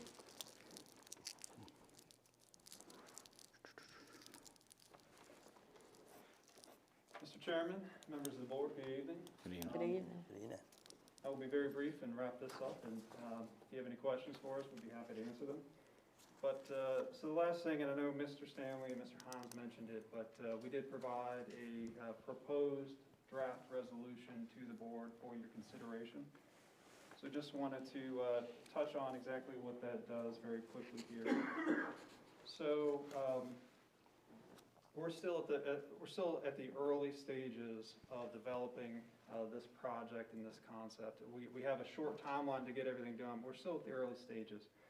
Now, state code, state law requires, since we're talking about dealing with an potential interjurisdictional water supply, that we come and we ask your permission and your consent to do that. And there's two ways to do it, the right way and the wrong way. The wrong way is to go and try to line things up and then come to you later in the process. The right way to do it, in my experience, is what we're doing here. I believe we just come to you in advance before we've gone and really engaged in serious discussions with some of the towns and some of the facilities. Put everything out on the table, let you know what our intentions are, and then ask your consent for us to go ahead and start engaging in those discussions in a more serious and earnest fashion. So the proposed resolution that we had provided, it really does two things, and just to reiterate what Mr. Stanley said, first of all, it just expresses support for the concept of your neighboring locality, your neighboring county, coming in and talking to some of your towns and some of your facilities, just to make sure everything is above board, we're on the same page on that. Two, it grants consent to enter into agreements, again, assuming that there are willing partners in Nottaway County, towns or facilities or other areas of the county that believe it's in their mutual interest and benefit to participate in a regional system. Then we would begin to try to put pen to paper and try to hammer out agreements, talk about costs and all of the niceties at that point. So that second point is just to request your consent to enter into those agreements, again, provided that we have willing partners here in Nottaway County. And with that, thank you. When do you have to know about this resolution? This month, or next month, or what? So the consent piece, which is the legal piece, that doesn't have to be done until you start actually putting shovels in the ground. Okay. As a practical matter, Mr. Chairman, the reason why we're asking for it in advance is because we're trying to negotiate and talk about agreements. You want to resolve any potential uncertainties in advance, which is why we're asking for that consent at the beginning of the process rather than at the end. Okay. Thank you. I was going to call on Mr. Zumbro from Burkeville, or maybe Mr. Miskovic from the crew. Good Lord. I'm fat too, doesn't it? Yes, we all are. Supervisor. My town's on well water. It's a dying thing. We got one well that's gone down, we're down to 6. What do my people do if we get down to 3 and 2 and 1? We got ship water in. I know it's not the best option for our county. It may hurt some people, may help some people. But when it comes down to it, it's a lifeline for us and our people. The western end of the county sometime may get forgotten. We're not Billy's Blackstone, and I love Billy. I grew up with him. He's ride bicycles with him. I tried to wreck him a few times, but he still printed it in the paper.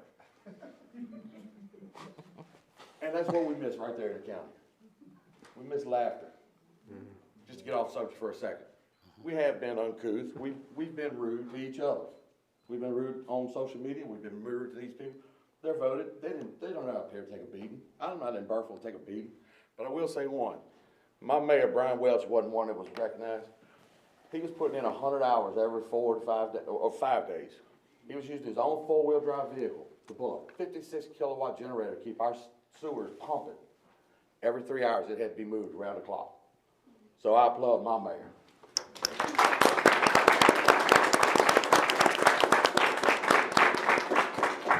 Your mayor was very helpful.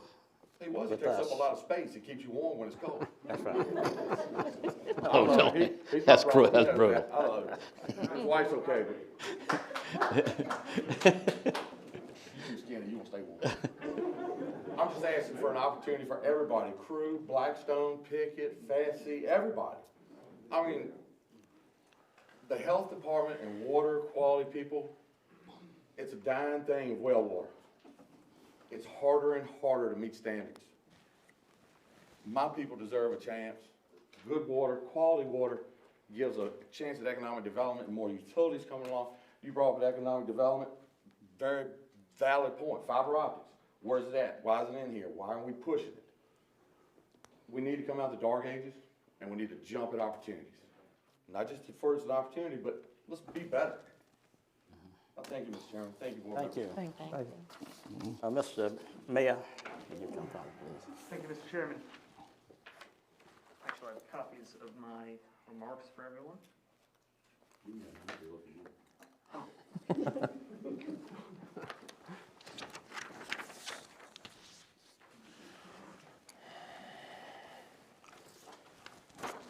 Thank you.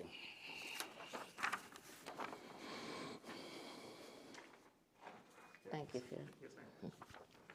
Thanks. Mr. Chairman, members of the board, I'm Phil Muskovic, Mayor of the historic town of Crewe. The town of Crewe has grave concerns about Prince Edward County's resolution as proposed. We believe that passage of the resolution in its current form and without any detailed discussions, planning efforts, or agreements with the town of Crewe would constitute an existential threat to the town of Crewe. The town of Crewe currently sells water to out-of-town customers, including Nottoway Correctional Center, Piedmont Geriatric Hospital, and the Regina Center for Behavioral Rehabilitation. Approximately 63% of the town of Crewe's water revenue comes from those 3 state facilities. The future of the town of Crewe's water system is heavily dependent on our continued sale of water to Nottoway Correctional, Piedmont, and VCBR.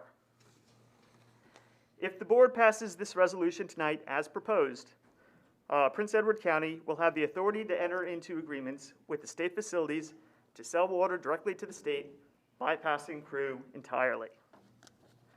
Loss of any of those 3 facilities as customers would create a heavy financial burden on the people of Crewe.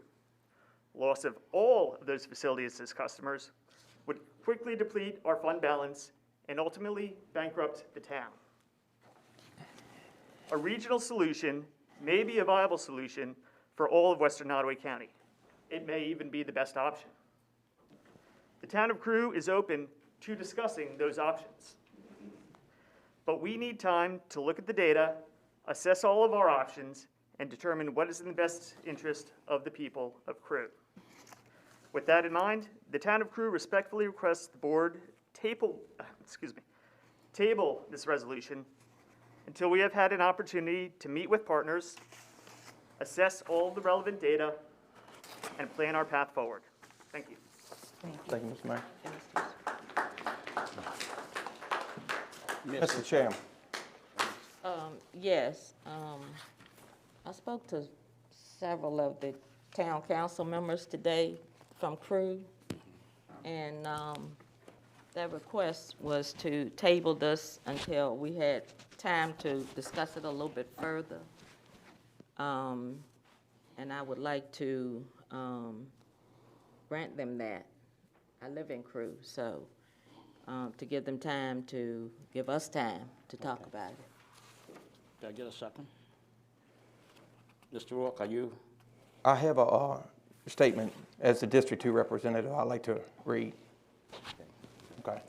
As a representative for District 2, I will not at any time put the residents in the town of Crewe in a situation where their town could be bankrupt because of a previous elected official's careless remark about cutting off a water supply to the state facilities. The citizens in the town of Crewe now have a better situation moving forward in the way of a new mayor, new town manager, and new police chief, as well as additional new voices on town council that makes this collective group a much more proactive group to represent them, and that group should be afforded the necessary time to now bring forward a plan that is best for their citizens moving forward. They can now bring the right people to the table to get the job done. I support tabling this until the town of Crewe has made a decision, and truthfully, I don't have enough information and have had enough time to truly consider this matter and have not been given the opportunity to sit at the table with my constituents for their input. I believe the town of Crewe is not opposed to the necessary conversations, and we should afford them and all parties the opportunity to do their research. Without the proper planning for this situation, it could cost the county, yes, the county taxpayers, millions in the future by way of unincorporating the town of Crewe because we didn't think ahead. That water supply is the largest source of revenue for the town, and if they were to lose that resource, the options for the town would be: 1, a massive tax increase to make up the loss of the revenue, or 2, unincorporate the town and then the county assumes the responsibility for providing water to the residents, which if you see the proposals for their solutions, it's going to cost millions for either solutions, plus paying for additional law enforcement to cover what was the town area, paying for the fire department personnel, and that's just a start. The residents of Crew would no longer have to pay a town tax, but what would this tax increase to all the county residents be? Let's do the right thing for the citizens, table this, and let the town take the needed time to form a plan that best suits its needs for the citizens. And at that point, I would second Ms. Simmons' motion. It's been moved and seconded that we table the motion until the work session, which will be on Tuesday, the 9th, I believe. Is that right, Mr. Forsyth? Yes, sir. And we still can't vote on it, then we'll just We can't vote in the work session. We're going to discuss it. Those in favor, let it be known by usual sign. Aye. Those opposed? Abstain.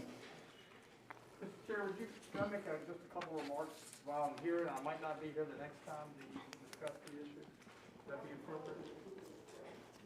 What do you- Can I make just a couple remarks before we? Yes, go right on, sir. No. It's on the same Sandy River. Yeah, absolutely. Yes, sir. I just wanted to say thank you for your consideration.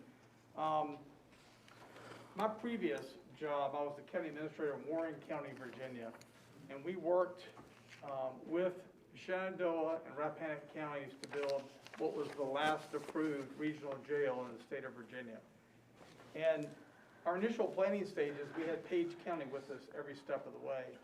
At the last minute, Page pulled out. And when Page pulled out, we had to downsize the scope of the jail. We ended up building a $55 million facility. About 3 years later, with increasing prison population, or jail population, Page came back and said, can we buy in? And we had to say, sorry, we had to scale the size of the facility without you. And the only reason I say that story is we're going through this planning process, and we're resubmitting our permit in the next few months. We really want to know whether to include you in our model or not include you in the model.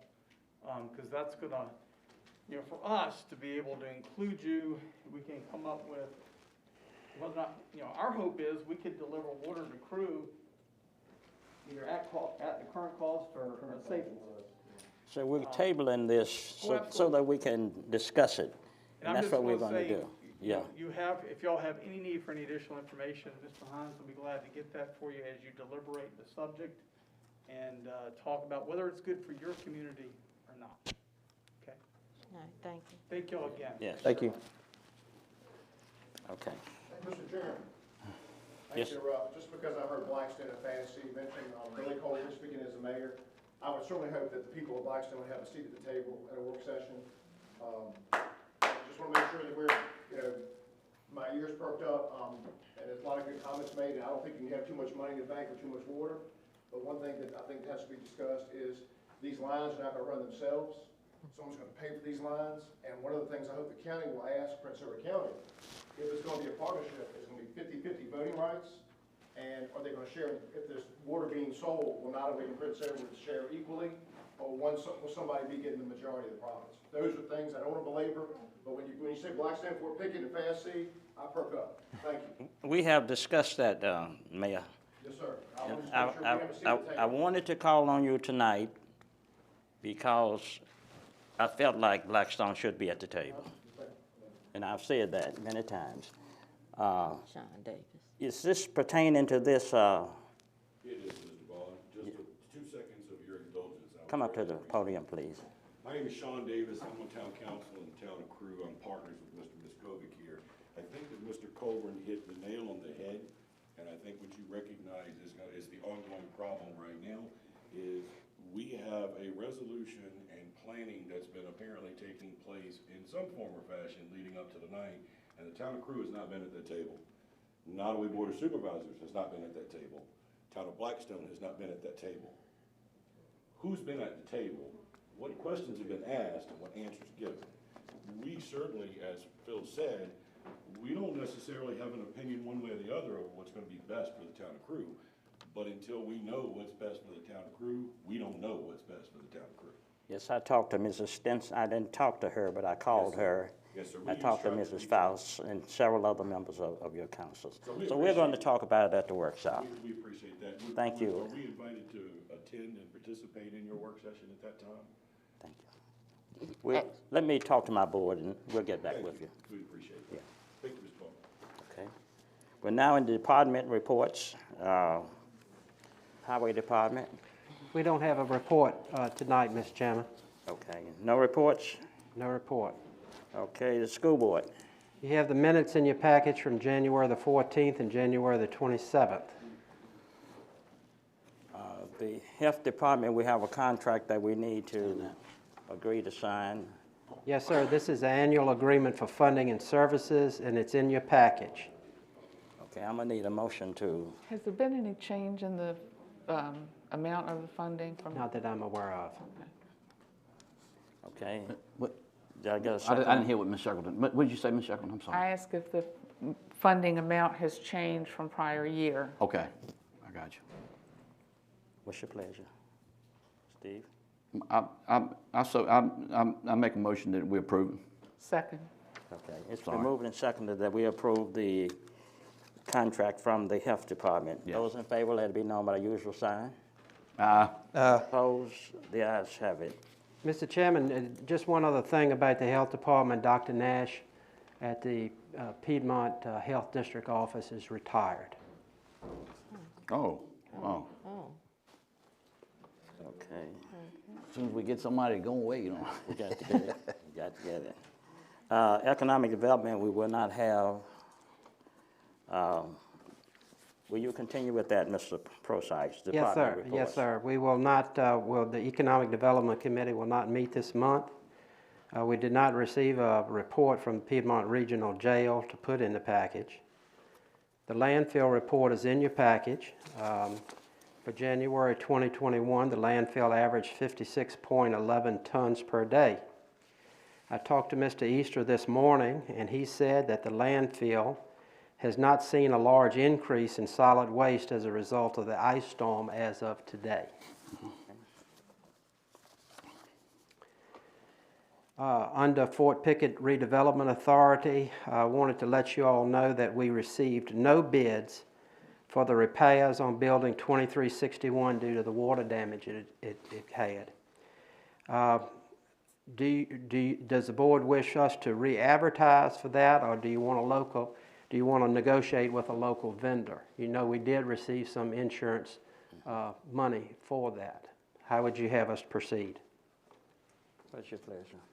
Well, we voted to follow the state procurement procedure. So that's what we make sure that we're And doing. we have. We advertised it and just received no bids. Okay. What do you want to do? Well, I mean, it's a good, I mean, Mr. Roy's bringing up a question. I'm not sure what the rule is when that happens. I think you can after that, you can award it. You can negotiate, I believe. Right, you just got to have documentation showing that you seek 3 bids. And we've already done that. Okay, I think you can. We advertised as appropriate. I say let's see if you can get prices and keep moving on with that project. I make a motion for that. Second. It's been moved and seconded that we give Mr. Procyse the authority to move on with that particular thing. Those in favor, let it be known by the usual sign. Nah. Those opposed? Okay. The Planning Commission did not meet this month, Mr. Chairman. Okay. Under Building Inspection and Erosion and Sediment Control, Mr. Lewis's report is in your package. Also in your package, Mr. Philip Moore, who has been our E&S technician for several years, has resigned. Fortunately, Mr. Lewis, our code official, has passed his combined administrator exam, and I would suggest the board pass along the E&S duties to Mr. Lewis. I'd like to make a motion to approve that request. Yeah, I'll second that. Okay, it's been moved and seconded that we ask our building inspector to also assume the report of the ENS. Those in favor, let it be known by the usual sign. Those opposed? The ayes have it. Under Animal Control, the Animal Control's officer's report is in your package. Okay. Okay, unfinished business. Nottaway Lanes, Ms. Tomer was planning to make that report tonight. If I may, I think what she would have informed you is that Mr. Carmichael would like to renew the existing lease for 2 years. Mr. Thank you. Can I speak you make freely? that report? Yeah. Yes, Let me. I think Ms. Shackleton, you were the one who brought up, what is the business plan, and that was one of the reasons why we tabled that to unfinished business. I'm trying to get my date straight, but I'm pretty sure I met with. I had 2 meetings back to back. One was February 11th with the animal shelter, and Nottaway Lanes was February 10th. I think I met with him February 10th. But anyway, Mr. Vaughn, you were there as well. Exactly. So this gentleman, Mr. Carmichael, so just clarify something. He owns the one in Farmville. Mm-hmm. He wants to rent ours for 2 years for lease, as a previous lease we had before. And he also owns one in Wake Forest. And so you have a list of items that he owns inside the bowling alley. I think it's in your package. It looks like this a little bit. Yes, sir. It's page 33A. Thank you, Mr. Process. So it's bar area, restaurant area, office area, bowling alley. Okay, so here's his business plan. So we were talking about letting him have the bowling alley, maybe just doing it for 90 days and trying to decide what to do. This is why it doesn't work for his business plan. He estimates he's going to have to buy new food, drinks, restock it, was close to $5,000. With this COVID thing, he don't have 12 lanes, he's got 6 lanes. That's what he's up against. The other thing he's up against, wintertime is the best time for bowling. Now springtime, everybody wants to get outside. So he's up against that. Also, the other thing he's up against is economic development out there. We have had some positive conversations with him previous, saying, we got economic development coming, and bowling alley is going to flourish, and guess what? It hadn't happened yet. And so what he's asking, and he wants to, and let me back up a little bit. This gentleman has been in a partnership with us since we built it out there. Exactly. And he is still being optimistic that he wants to get this, have it, rent it and open it up. And he says, if you sign the lease, he will open it up before March is over with. And I feel like it would give us, I know people want to get outside, but, I get it, man. This snow, I got my days mixed up. These ice storms, no electricity. But anyway, this gentleman has been with us through thick and thin. And I do recommend, and I like to put in a motion, that we go ahead and sign that lease, give him the opportunity to get this this bowling alley back on his feet. And one thing he was up against, whoever heard of somebody driving a car in a bowling alley? That's true. Okay, has anybody heard that before? He even said that made bowling alley news over there in California. I mean, it's like nobody heard of that. So he's up, and he's still stuck with us, okay? That's true. And I don't mean to be, I don't want this to come wrong, but it was a woman, okay? I just want to make sure I said that. The man didn't drive the bus. She was a mad woman, too. So, okay, I need to stop. Put the shovel down. While you're here. Okay, Steve, I second your motion. Thank you, Helen. May I ask a question? Yes, ma'am. I'm all for doing what we can to support him. Are there any provisions in this lease that protect this county if he stops operating the bowling center for a certain period of time, if he doesn't make lease payments? Are there any provisions in this lease to protect the county? I even think I think we did want to change through the conversation, Mr. Vaughn, he wants that same thing too on his side. In other words, he likes to know, if we do cancel lease, he likes to know a certain amount of time of notice, and I don't think that's in there. And so what I would ask maybe our lawyer to look at it and see, to update it to make sure maybe make that amendment to it. Would that be, for both, to protect both sides, the county as well as himself. He didn't want, like he said, I don't want you to come in February and say, hey, February 2022, I don't want you to come to me in March and say, hey, I mean, February, I'm canceling in March, you need to leave. So is that kind of what you're getting at, Lena? Am I on the same sheet with you? I want to support this, but I also think there should be provisions. I remember hearing that he had asked for certain provisions. Right.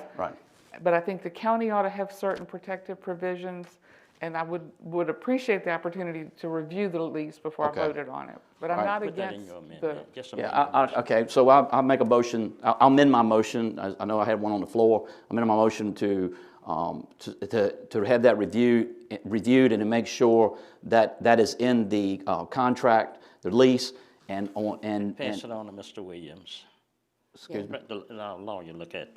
Okay, yes, right, but I want that reviewed pretty quickly so we can get this thing opened up. So I don't want that to bog it down in the mud. Right. Okay. Sorry, Mr.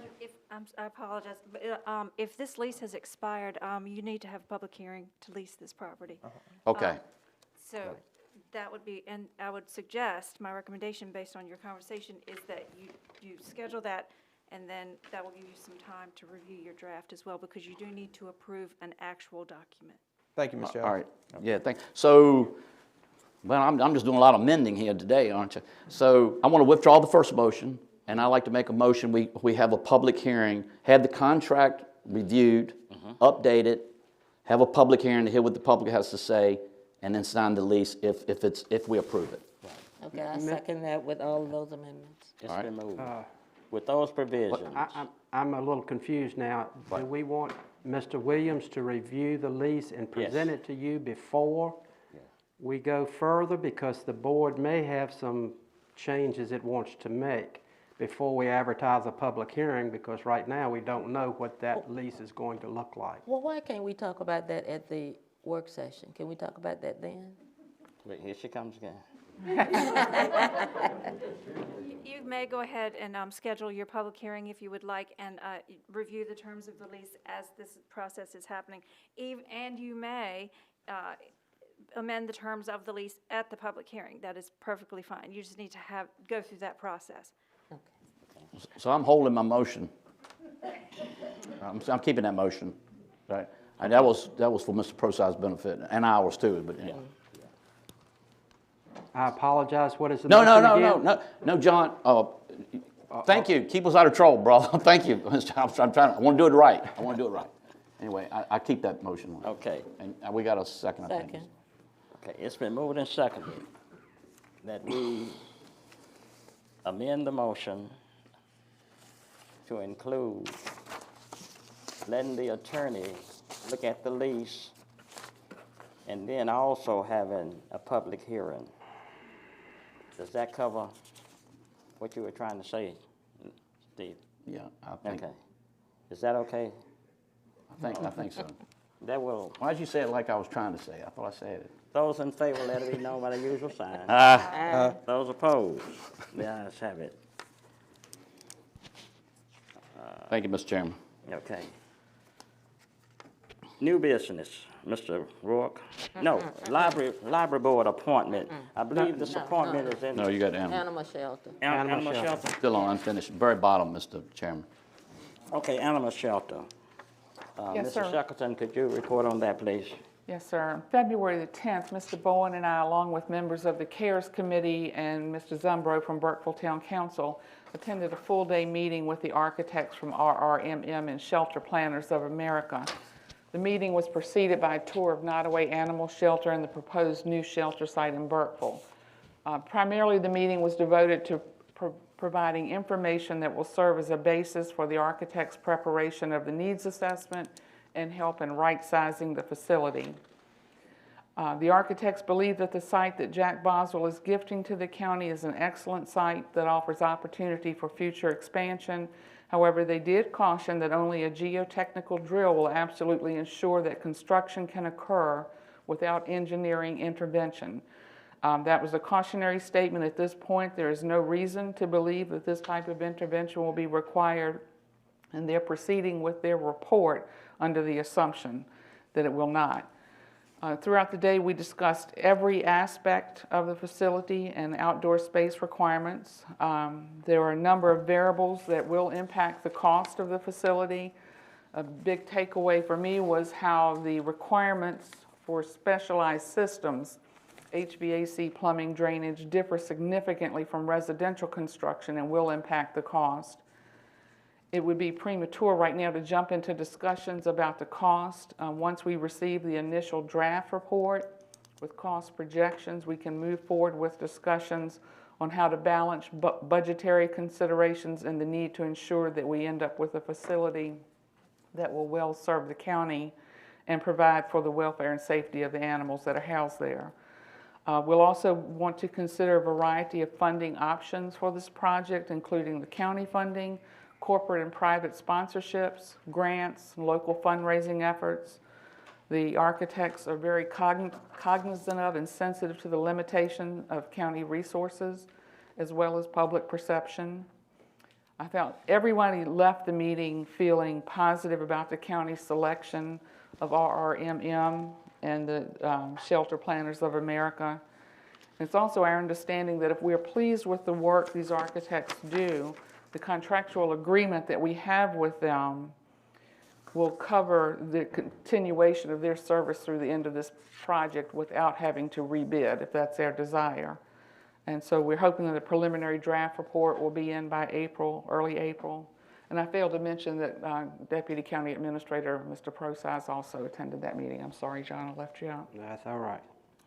Thank you, Ms. Shackleton. Just to add on to that, you know, part of that, the CARES group was Dr. Carl, Celia, Ora Elze, and Spike Zumbro, they're the town councilman person in Burkeville, you know, attended and gave us some great input. And I got this email from Miss Celia Ora Elze. I think she's one of your constituents. But anyway, she said, "Good morning, Steve. I told Lynn," so she had already must have told you that. So I wanted to share with you that we think the selection of the architect is excellent. RRMM and SBA's deep experience and expertise bodes very well for the project.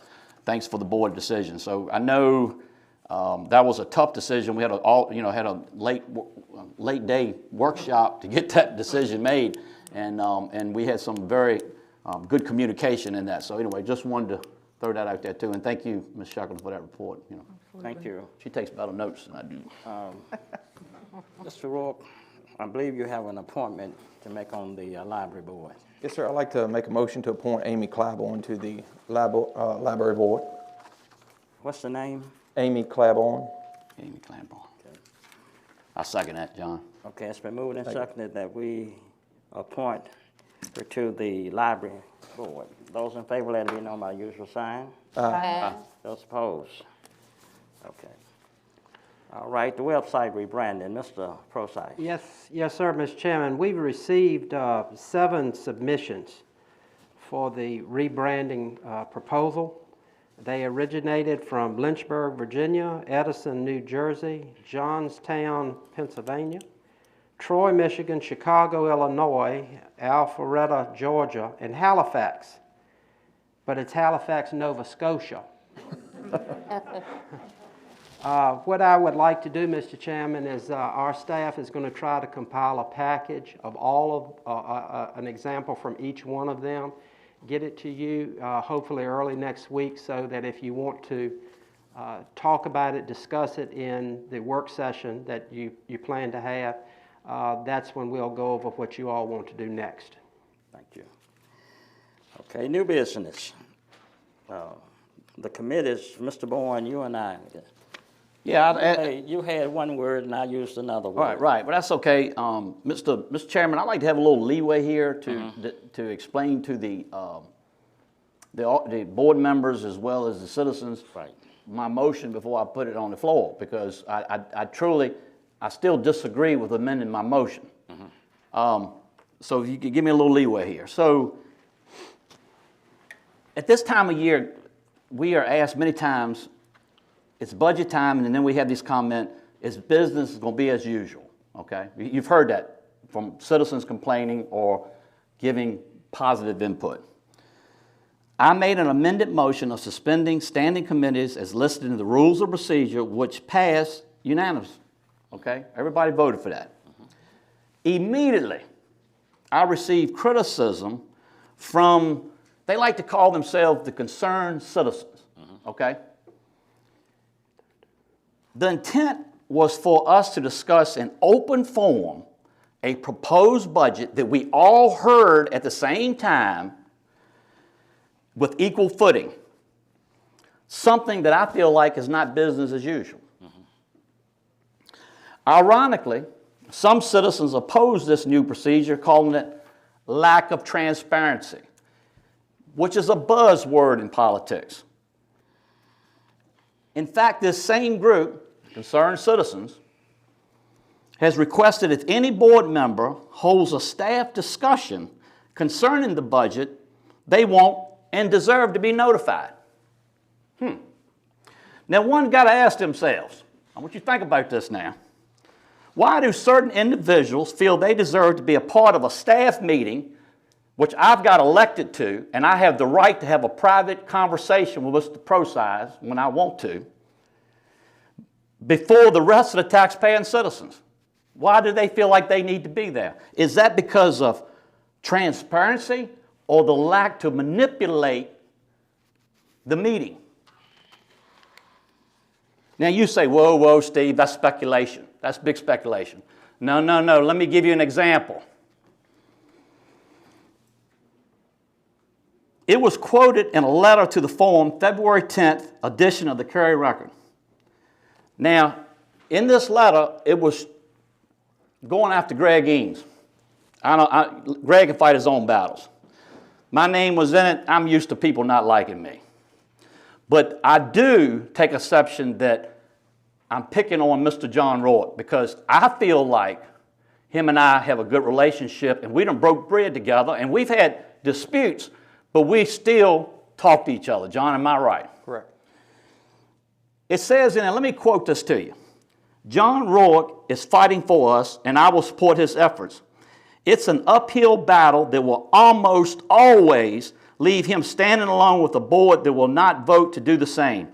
It will always be a 4-to-1 vote. First of all, what does almost always mean? That's an oxymoron.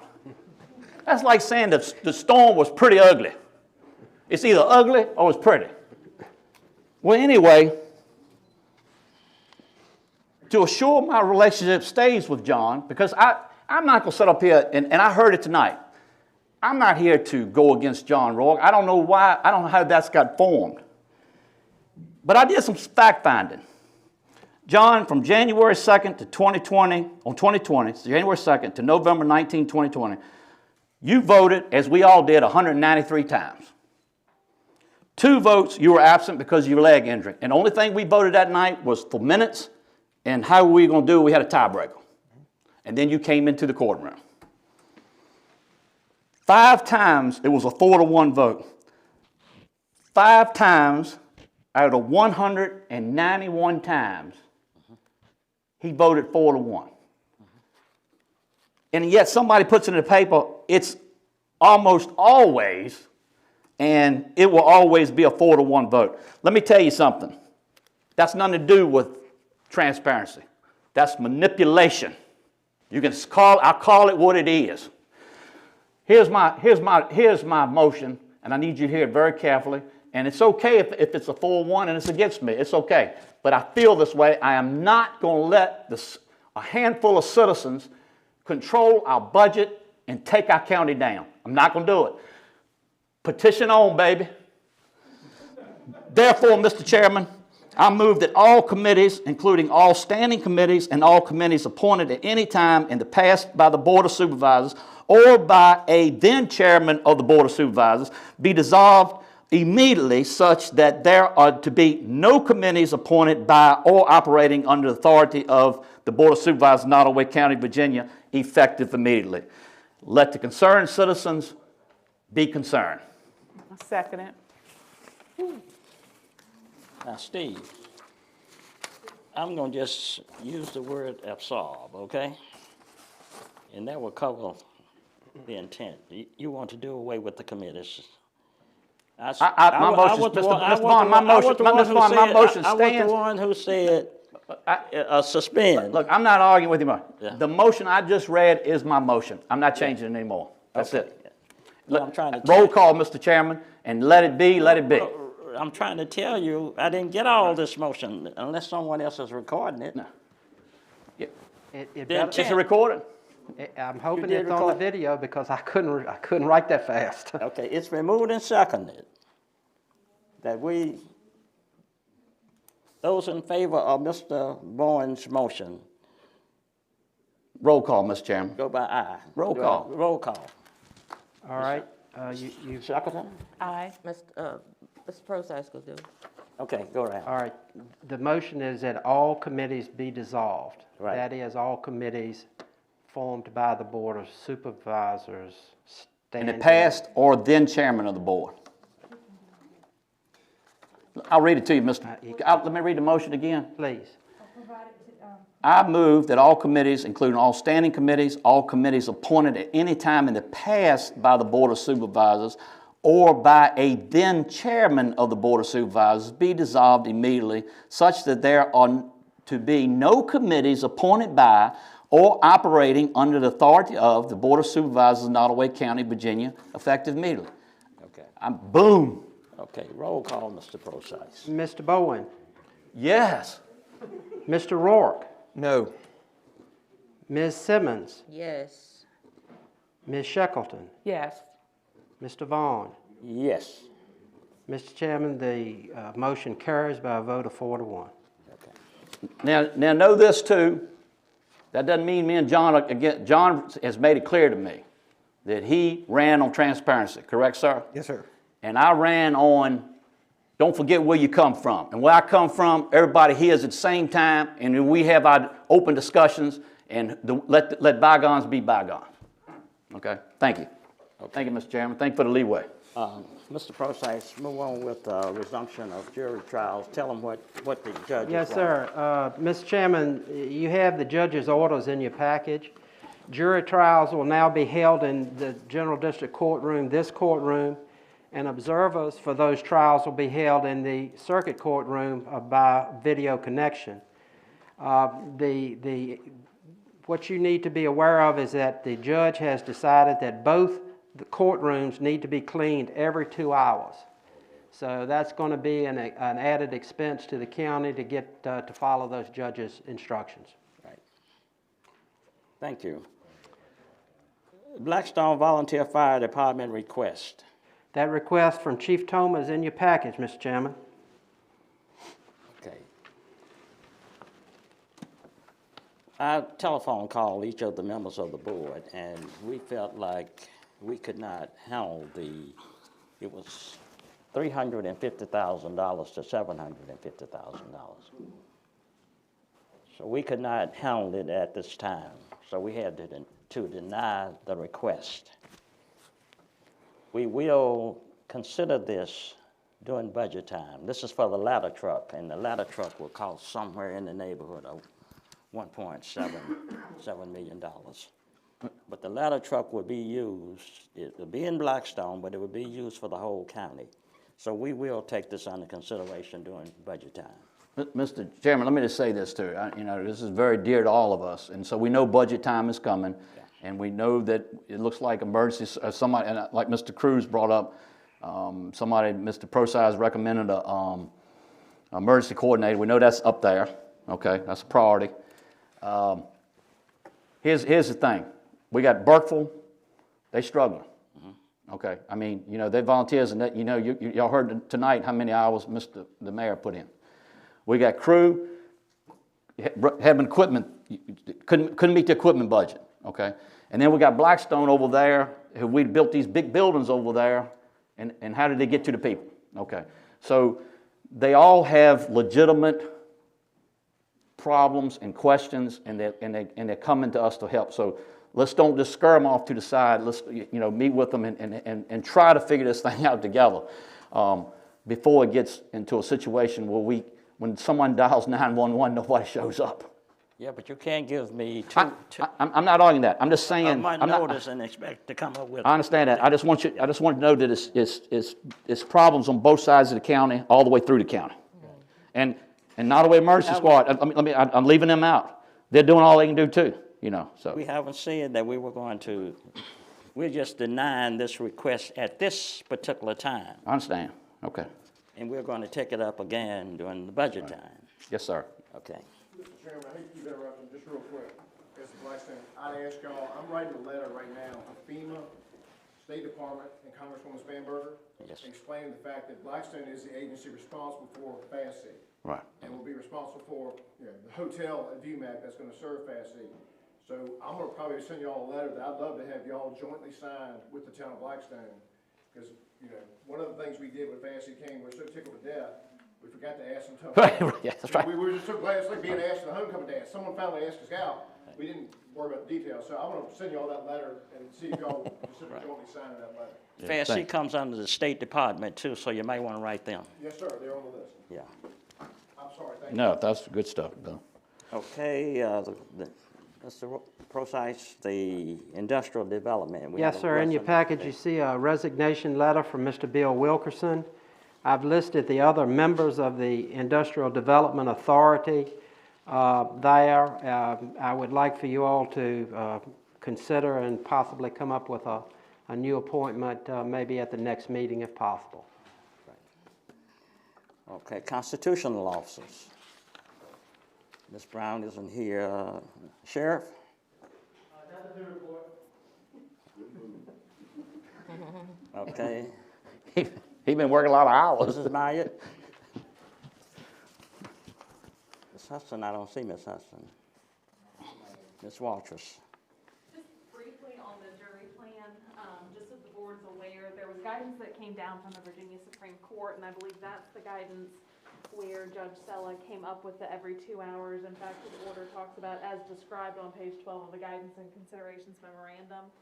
With regards to the cleaning, I was part of the discussions, but the judge had to submit multiple plans to the Supreme Court of Virginia before we got one that was approved. There's a lot that goes into it. Hopefully, if everything gets in place, we will have our first jury trial in over a year on April 13th. So, thank you. Thank you. Yeah, good thinking. Consent calendar. Motion to approve. Second. It's been moved and seconded that we approve the consent calendar. Those in favor, let it be known by the usual sign. Aye. Those opposed, the ayes have it. Mr. Procyse, information. Information items in your package. If there are no questions, we'll move on. Courthouse complex repairs on page 109 of your package. These are a series of repairs on this page that need to be done in our view prior to issuing another courthouse painting request. We need a motion on that. So moved. Second. It's been moved that we give Mr. Procyse the authority to have these repairs done. We need to do them before we paint the courthouse. Okay, it's been moved. Did we? Those in favor, let it be known by the usual sign. Aye. Opposed, the ayes have it. Mr. Our Chair- budget schedule. Mr. Chairman, we have in your package the proposed budget schedule. We need to know if that's what you all want to do. You all have seen. Process, may I ask a question? Earlier when I mentioned March 8th as the budget workshop, but you referred to March 9th, Tuesday, but we've got Monday the 8th. Which is correct? No, Tuesday the 9th is the work session. The work session. That's the evening of Okay. the work session. Okay. The Monday, March 8th is the all-day That's the all-day affair budget where workshop. everyone comes in and explains their request. Good, thank you. Okay. Need a motion to approve the schedule. So moved. It's been moved. Second. It's been moved and seconded that we approve the budget schedule. Those in favor, let it be known by the usual sign. Those opposed. Redistricting. This is just a heads up. We are probably going to be receiving census information within the next 6 weeks. The Commonwealth Regional Council will have the software to help the county with the redistricting process as they have in the past. In the past, staff has presented multiple options for the board to review. Y'all need to be thinking about that because when we have our next meeting, we'll probably want to have some details on the redistricting plans, the redistricting options that we normally offer you. Okay. March workshop. Under Commonwealth Regional Council, they're asking for a letter of support. That request letter is in your package on page 112. Okay. We need a motion to. Actually, 111, I'm sorry. You're right, it's 112. Would You y'all talking like- about you're on redistricting or you're on the? No, sir, we're on the Commonwealth Oh, the Regional Regional Council. Council. That's what I was Yeah, they thinking. want a letter of support for added funding. What's your pleasure about? Oh, okay, John, I should be kicking in here. Added funding from the state. Yes. Okay. Yeah. Yeah, I'll make So a, moved. yeah, okay, and I'll second it. Okay. And let me say something, Mr. Prosize, I almost called you something else. Mr. Prosize, Yes, sir. I think did we miss the C, Yes, sir, we were in the EOC. You were in the EOC and I sir, was. we were in the EOC Okay. and you were busy at Piedmont. I'm telling you guys, I get it, with the no electricity, I got all whacked up. I missed the meeting, was it Wednesday, so I'm gonna send a lot of apology. I just it was so much going on at Piedmont and helping folks, and it just would happen. Okay, we need a letter, so they're asking Yeah, for so a letter of yeah, but I support, just so I wanna let need a you- motion to approve that. Lynn did it. already Lynn did? Yeah, I second it. And Steve second. And this is no request for additional it's been funding. moved- No, sir. No, this is No. just a support letter. Yeah, it's been moved and seconded. I that got we all whacked. Give them a letter of support. Those in favor, let it be known by the usual sign. Okay. Just to confirm, are we scheduling a March workshop on Tuesday, March the 9th? Didn't you say about redistricting? Didn't you say a workshop? But it's really not quite time for the redistricting if you want to move that back a little bit, because I don't have any of the census figures yet. Okay. But do you want, you said earlier that you wanted to have a workshop on March the 9th, is that correct? That's right. Okay. And is the subject, what is this, is it multiple subjects, or is it? Multiple subjects, because we're gonna deal with the the Sandy River project. Right, but we done made some promises, we said that we're gonna have people at the table. Right. Right, so, no, Mayor, y'all correct me, We'll bring it off the table. Huh? We're asking at the workshop are we gonna have the people from the town?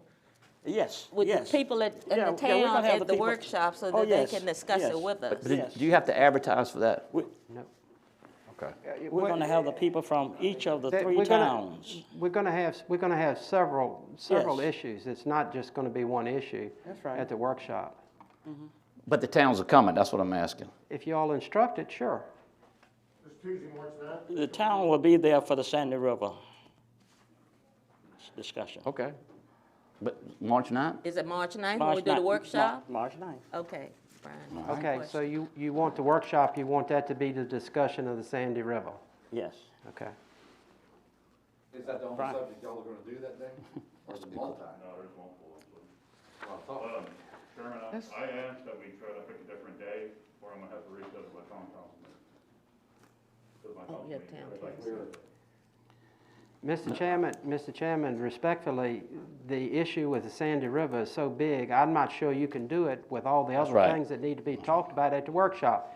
The only thing we're gonna do is talk. Would it not be a good idea at the workshop, is to plan for the combined meeting with the towns and the Board of Supervisors at the workshop? I would make a motion to do that, to plan at another time, so that everybody can be at the table. Yes, ma'am.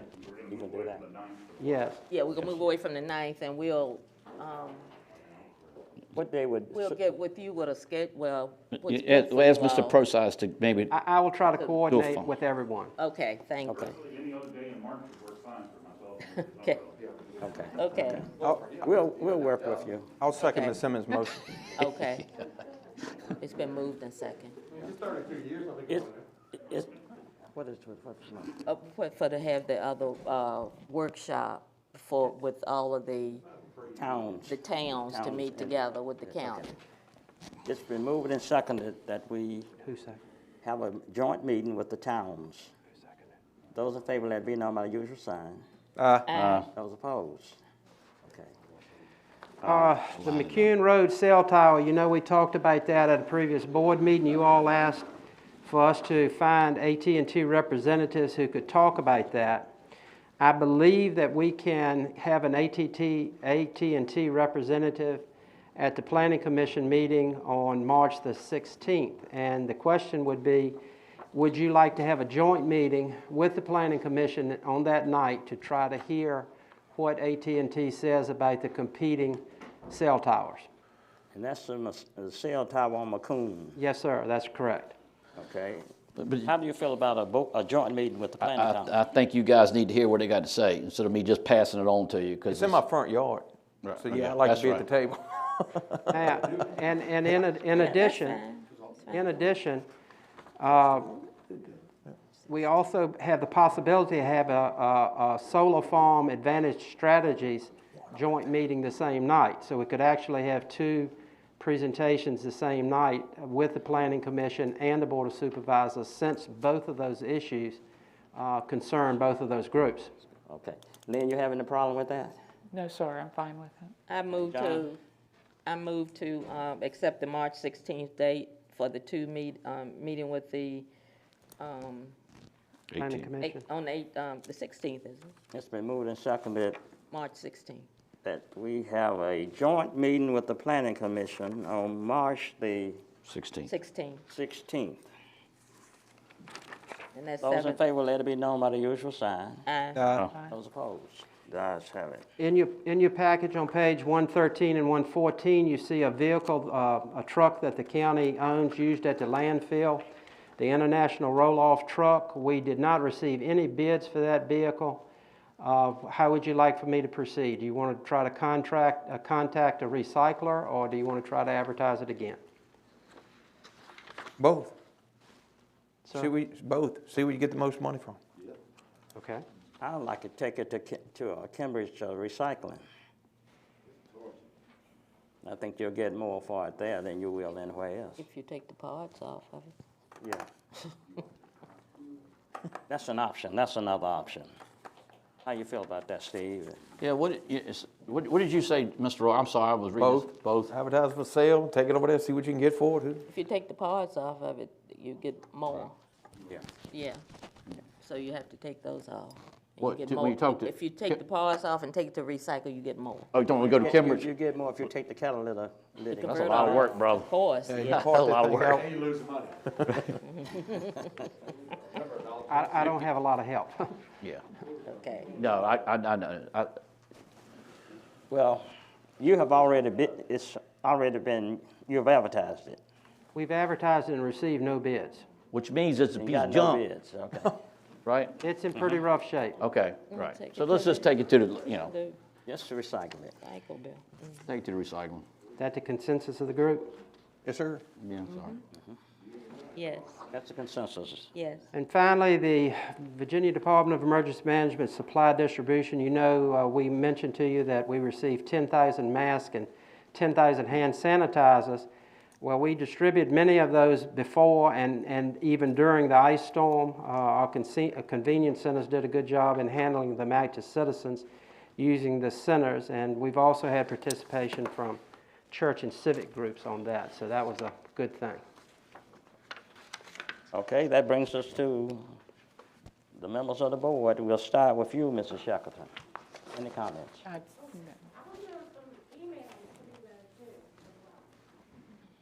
It was a citizen's letter to be read, Mr. That's the one I yes. need to read. Go ahead, I meant to say that. Okay. This is a citizen letter to the Nottaway County Board of Supervisors from Christopher Page, 312 6th Street, Blackstone, Virginia, 434-233-1753. I am writing this letter because I cannot be at tonight's meeting due to work. However, I feel it is very important to tell you my story from the first weekend of the storm. Sunday shelters were open from 10 to 4. My family and I arrived in Blackstone around that time to find extensive damage to the front portion of the home we live in. A large tree has fallen and smashed the car and also hit the house and came to rest on it. The house was without power or heat, or although we thought the storm was over, it had started to rain heavily and temps began to drop once again. We couldn't believe the shelters were closed at 4 p.m., but we had to make a decision.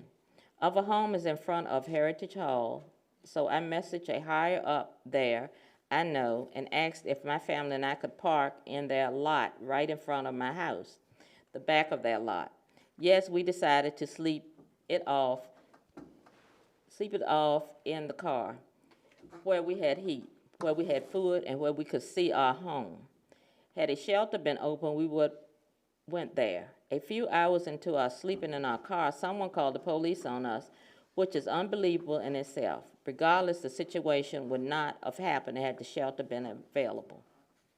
When I arrived at EOC to talk to the county officials on the issue, I received nothing but excuses. John promised even... He asked that we acknowledge a typo that should be pro-size. Okay. John Pro-size even told me that we could have bought a room. Imagine that a county official responsible for the opening and closing of emergency shelters telling a displaced family to buy a room. First of all, Nottaway County barely has rooms to begin with, but families should drive through an ice storm with many roads blocked and more trees falling 100 miles to find a suitable room that has power and heat that is available. This is unacceptable. Citizens have certain constitutional rights when it comes to emergencies, not including rights afforded to them by state and federal emergency management laws. This gentleman should resign or resign today. As a matter of fact, I demand it. If not, I will be seeking legal representation on this issue.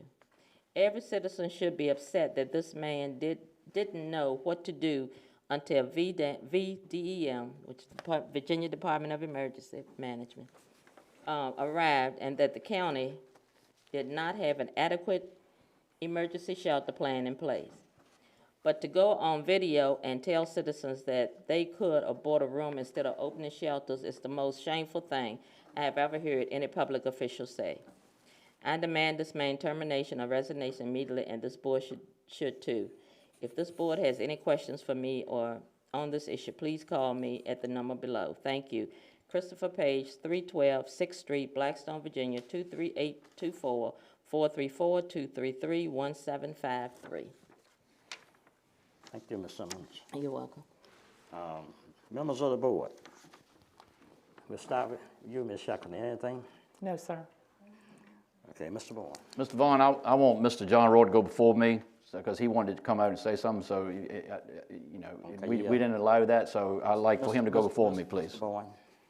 I mean, Mr. Roy, John Roy. Okay, citizens and fellow board members, I'm not going to sit here and talk about how big and bad and unprecedented the storm was. Instead, I'm going to ask for some stats that I didn't see in the book that I was given, and then I will share some personal observations I experienced. I didn't see the stats on how many people were cold or hungry or displaced. I didn't see the stats on how many people would use the shelters had the county acted sooner to declare an emergency. I didn't see the stats on how many people even knew Nottaway had shelters or that they were even an option. I didn't see stats on how many people were picked up by buses out in the county to be taken to the shelter, but I figured out why that stat wasn't available, and that's because the county didn't offer it, even though the county could provide a bus tour for certain individuals at a moment's notice, but not its citizens.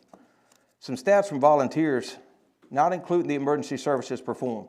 Saturday the 20th, 100 families served at Blackstone Police Department. Sunday the 21st, 70 to 75 families served at Blackstone Police Department. Monday the 22nd, over 130 families served at Crew Fire Department. Tuesday the 23rd, 65 to 70 families served at Crew Fire Department. Wednesday the 24th, 20 to 30 families served at Crew Fire Department. This was just a handful of volunteers with donations from themselves and a few citizens. Has nothing to do with the fine work from all the volunteer emergency services. I personally saw Crew Fire Department put on a clinic of how to properly take care of your citizens. Burkeville Fire Department opened a shelter before the county even remembered it had shelters and served its people. And Blackstone Fire Department served Lyman and its citizens. Also, I didn't see the stat on how many times a county employee shamed a citizen looking for answers, even though I know for a fact it happened once, because not only was it videotaped, but I witnessed it with my own eyes. And with that, I call for that county employee to do the right thing and resign his position immediately. I call upon the county administrator to terminate him immediately if he does not resign. If the county administrator refuses, then we as a board should remove the county administrator effective immediately. My decision was not made lightly, and the hard facts drove me to make this request. We can't play wait and see with people's lives. This is the people's government, and at no time is it appropriate for the elected or hired persons working for county government to criticize its citizens during a disaster, especially when they had to sleep in the car with their children. The uncaring and malicious act needs to be dealt with for righteous reasons and to show the citizens that this is not the same good old boy network and that we believe in accountability. To do less than this is a failure of our positions, and we should resign our seats immediately as well. Also, I didn't see where the Board of Supervisors even attempted to call a special meeting, given the county was facing the worst possible natural disaster in its history, and I seem to recall some members of this board wanting to participate in what some believe is an illegal meeting just to chastise me for trying to do a vaccination event. But again, no call to serve the citizens during a disaster.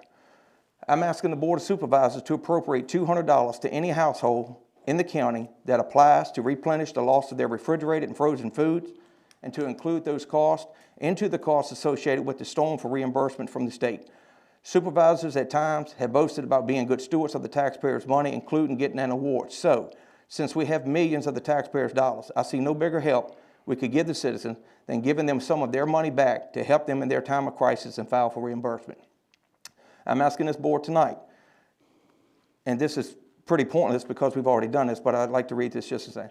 I'm asking this board tonight to lift the suspension of the committee since we almost had a disaster with our stored vaccines. Had it not been for a health department employee coming in to check on things, no one would have known that the backup generator for the EOC in the health department was not working, and she quickly made the right phone calls to get them safely removed and stored. Simply put, the admin office failed to oversee another maintenance issue that could have set us back severely in getting out vaccination shots. The courthouse grounds and committee would have provided additional oversight and would have requested the generators be tested since there was an imminent ice storm. Our citizens need these vaccines, and the admin office clearly needs additional oversight, so I feel the committees must be unsuspended and supervisors assigned immediately. I ask this board tonight to remove the title of Emergency Services Coordinator from the County Administrator position as well as Deputy County Administrator position, and furthermore to remove the title of Emergency Services Manager away from the Chairman of the Board's position and to select the most qualified board member each year at its organizational meeting moving forward for the Emergency Services Manager position, and to allow the new manager to select who they deem to be the most qualified person to serve as Emergency Services Coordinator, and for this board to immediately begin the process of hiring a qualified person to serve this county as a daily Emergency Services Coordinator. And I request this board to have a work session next week to take corrective action on the county's failure to serve, as we are still in winter and the threat of a repeat could happen. Furthermore, as I understand it, the county's emergency operation plan is to be updated every 4 years and was supposed to be updated last year. Did we do that? Because I do not recall ever voting to approve an updated plan nor discussing it. At a minimum, this board should have updated the plan to include pandemics. If we were supposed to update that plan, I expect this board to hold accountable each person that did not bring that issue to the board's attention, and if it was solely on the board to do it, then we too shall be held responsible, including myself. Sorry, my finger moved here. Is that it, Mr.? No, my finger slipped here.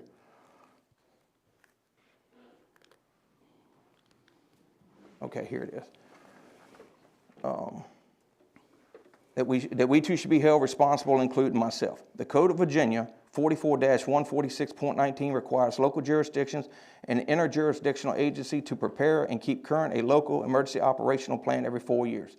Each local agency will conduct a comprehensive review and revision of its EOP to ensure that the plan remains current and that the revised plan shall be formally adopted by the county's governing body.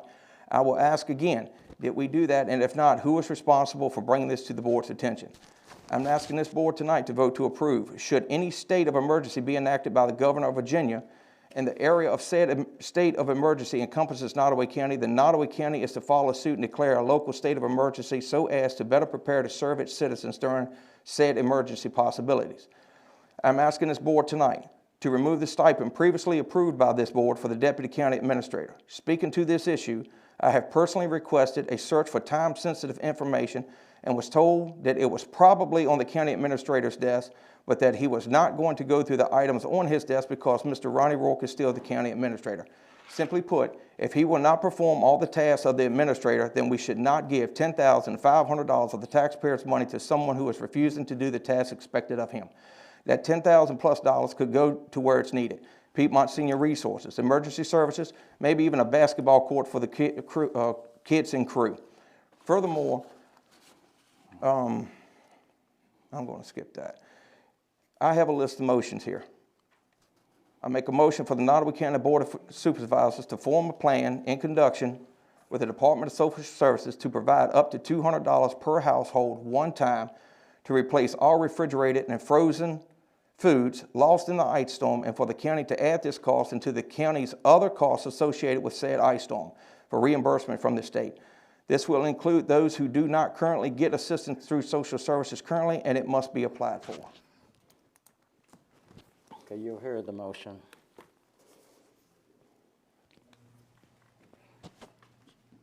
Mr. Rourke, the motion did not get a second. Yes, sir. The next motion is I motion for the Nottaway County Board of Supervisors to no longer have committees suspended and for the chairman to assign supervisors to the committees as soon as possible.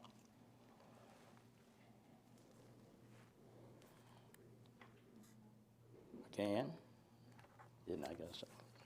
I motion for the Nottaway County Board of Supervisors to remove the title of Emergency Services Coordinator from the County Administrator and the Deputy County Administrator, and to immediately form a job description for an Emergency Services Coordinator, and upon completion of said description, put out an advertisement for a paid position to the public for hire.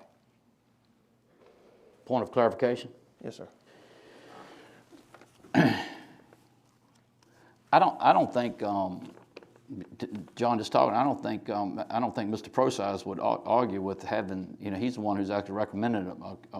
But suppose we have a storm tomorrow, not only we're gonna lean on Mr. Procise, the deputy administrator, but we also lean on his wife. His wife was here.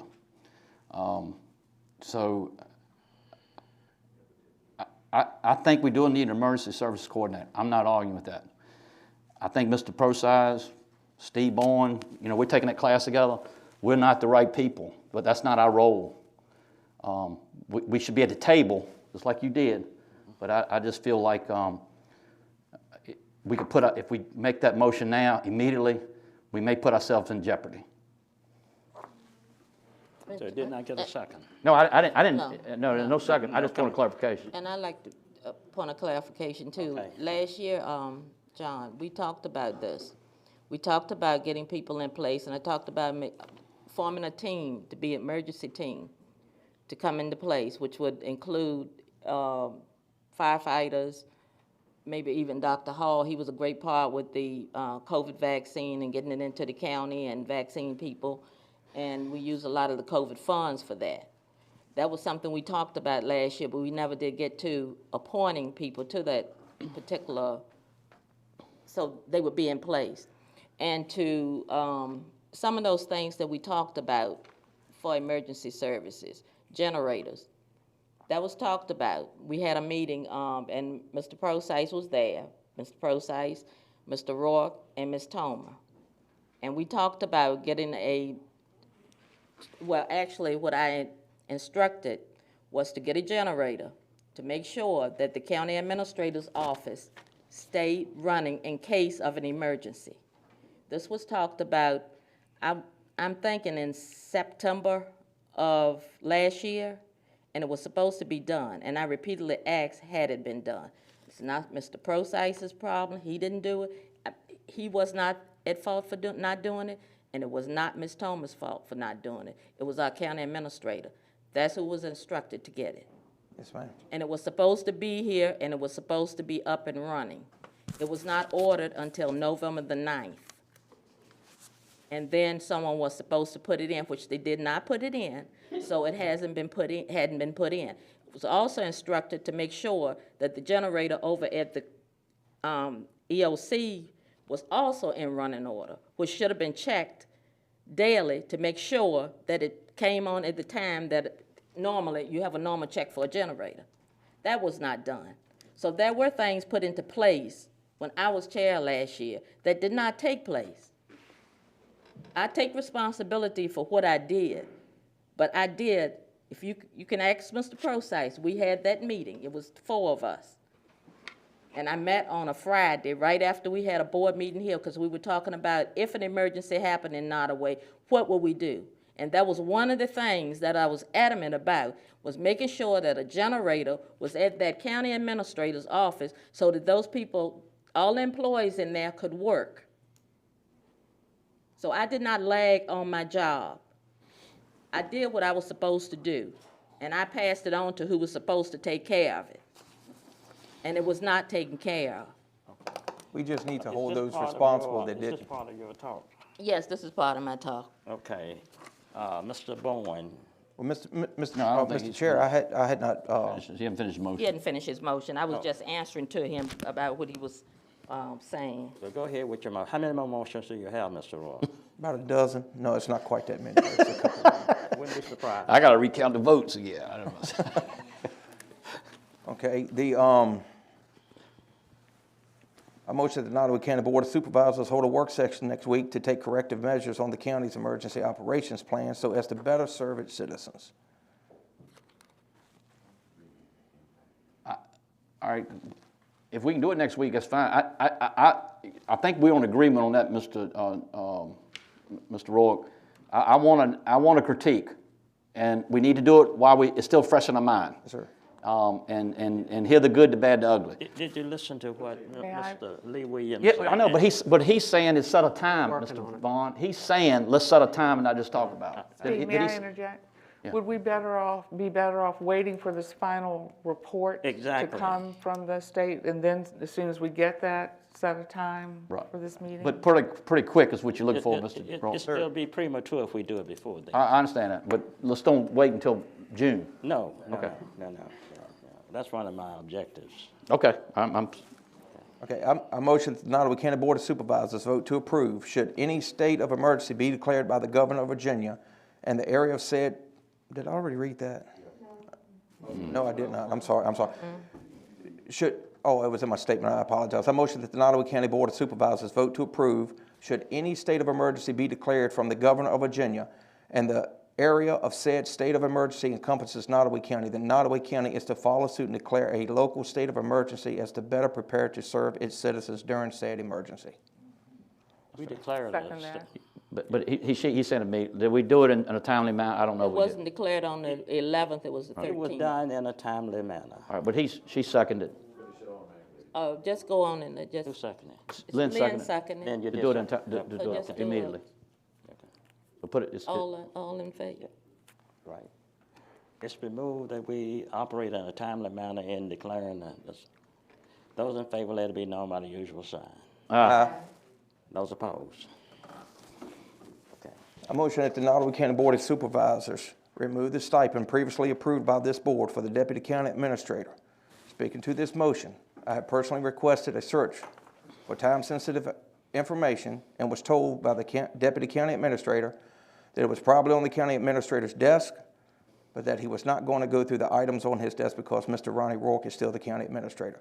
Simply put, if he will not perform the task of the Administrator, then we should not give $10,500 of the taxpayers' money to someone who is refusing to do the task expected of him.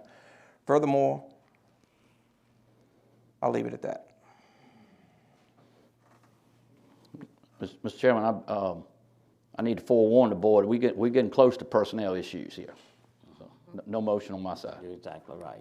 So we're not going to do that. I motion that the Nottaway County Board of Supervisors immediately begin the process to search for the county's next county administrator. Speaking to the motion, we should immediately put out an RFP for consultant firms to assist with the process.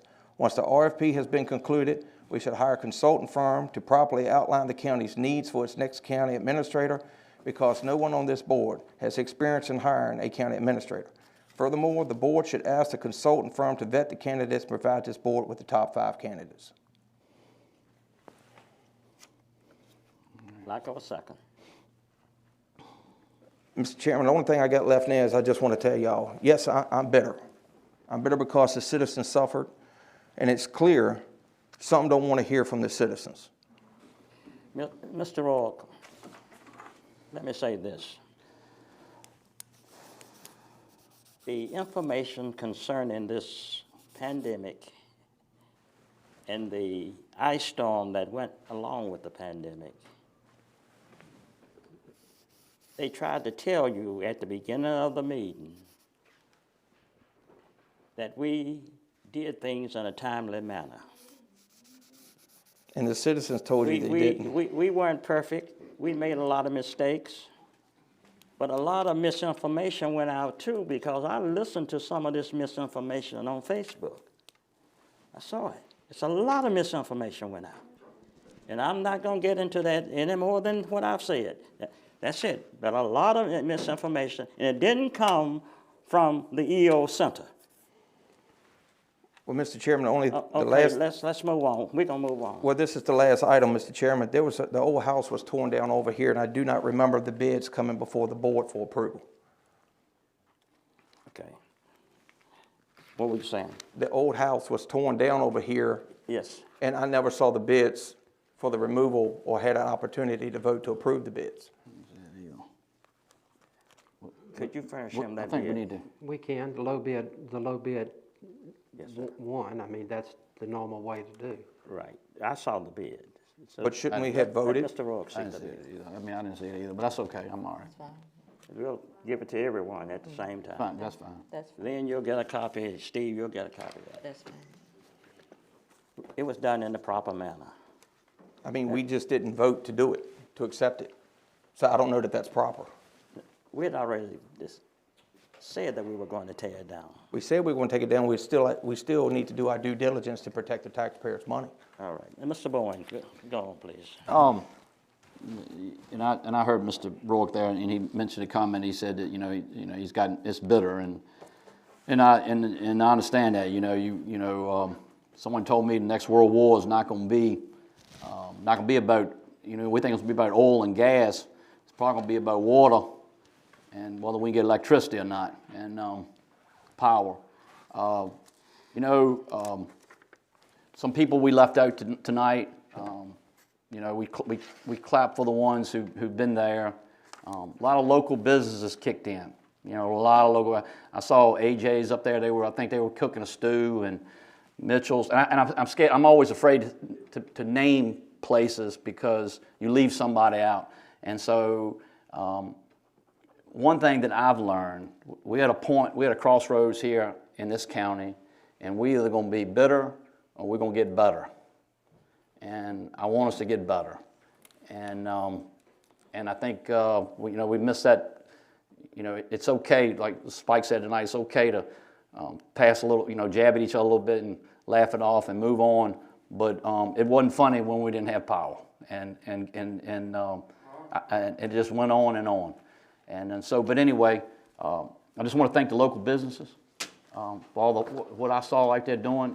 What I'm going to recommend to Mr. Precise is the list of people who helped is so great that we cannot, I didn't want to read it off tonight, so I'm going to get him to put it in both of the newspapers. Okay, that's wonderful. And we'll publish that list that we have. We have the list. And that's something, Mr. Rourke, that's something that we haven't done, Mr. Vaughn. Just sometimes say thank you. That's what we're going to do. Right, just say thank you. Yes. Anyway. And thanks to the community for the community really stepped up and helped people. Exactly right. And that's right. And I'm gonna tell you, I was out without lights until this morning. That's when my lights came on. I have not seen a commercial. I have not seen a TV. You ain't missing nothing. I haven't seen anything. So so the only form of information I had was going home with a generator and going to bed at 11 o'clock. And I would go on Facebook every once in a while. I did not see everything that happened. But that might be a good thing. It probably is a good thing. It probably is a good thing. I'm just but we all need to learn to get along and work together to make Nottoway County the best that it can be before people won't want to move to Nottoway County. All this fussing and bickering and not agreeing, it needs to stop. Because we can get along. We have in the past, and we can get along, and we need to do so now. We need to be civil to Yes, each other. we do. And that's going to be one of my main So things. we won't be fussing back and forth with each other or the No, public. I want to thank you, Mr. Vaughn. Thank you. I went in now to try to relieve you and help somewhat what I was doing, and you said, no, I got it. That's what you guys elected me as chairman. I'm here. And I heard that man say it tonight, so thank you. Okay? Yes, thank you. Appreciate it. That's what he told me also. Anything else to bring before the board? I'll make a motion with adjourn, Mr. Chairman. It's been moved that we adjourn. What is this financial statement? Meeting is over. Chairman, What is that? Financial statement, what is that? I don't know. Why is it at the end? You're quite welcome. And thank you for Thank you. everything. And Brian was wonderful too. Brian and his wife. Sorry there once in a while. I didn't see him over there.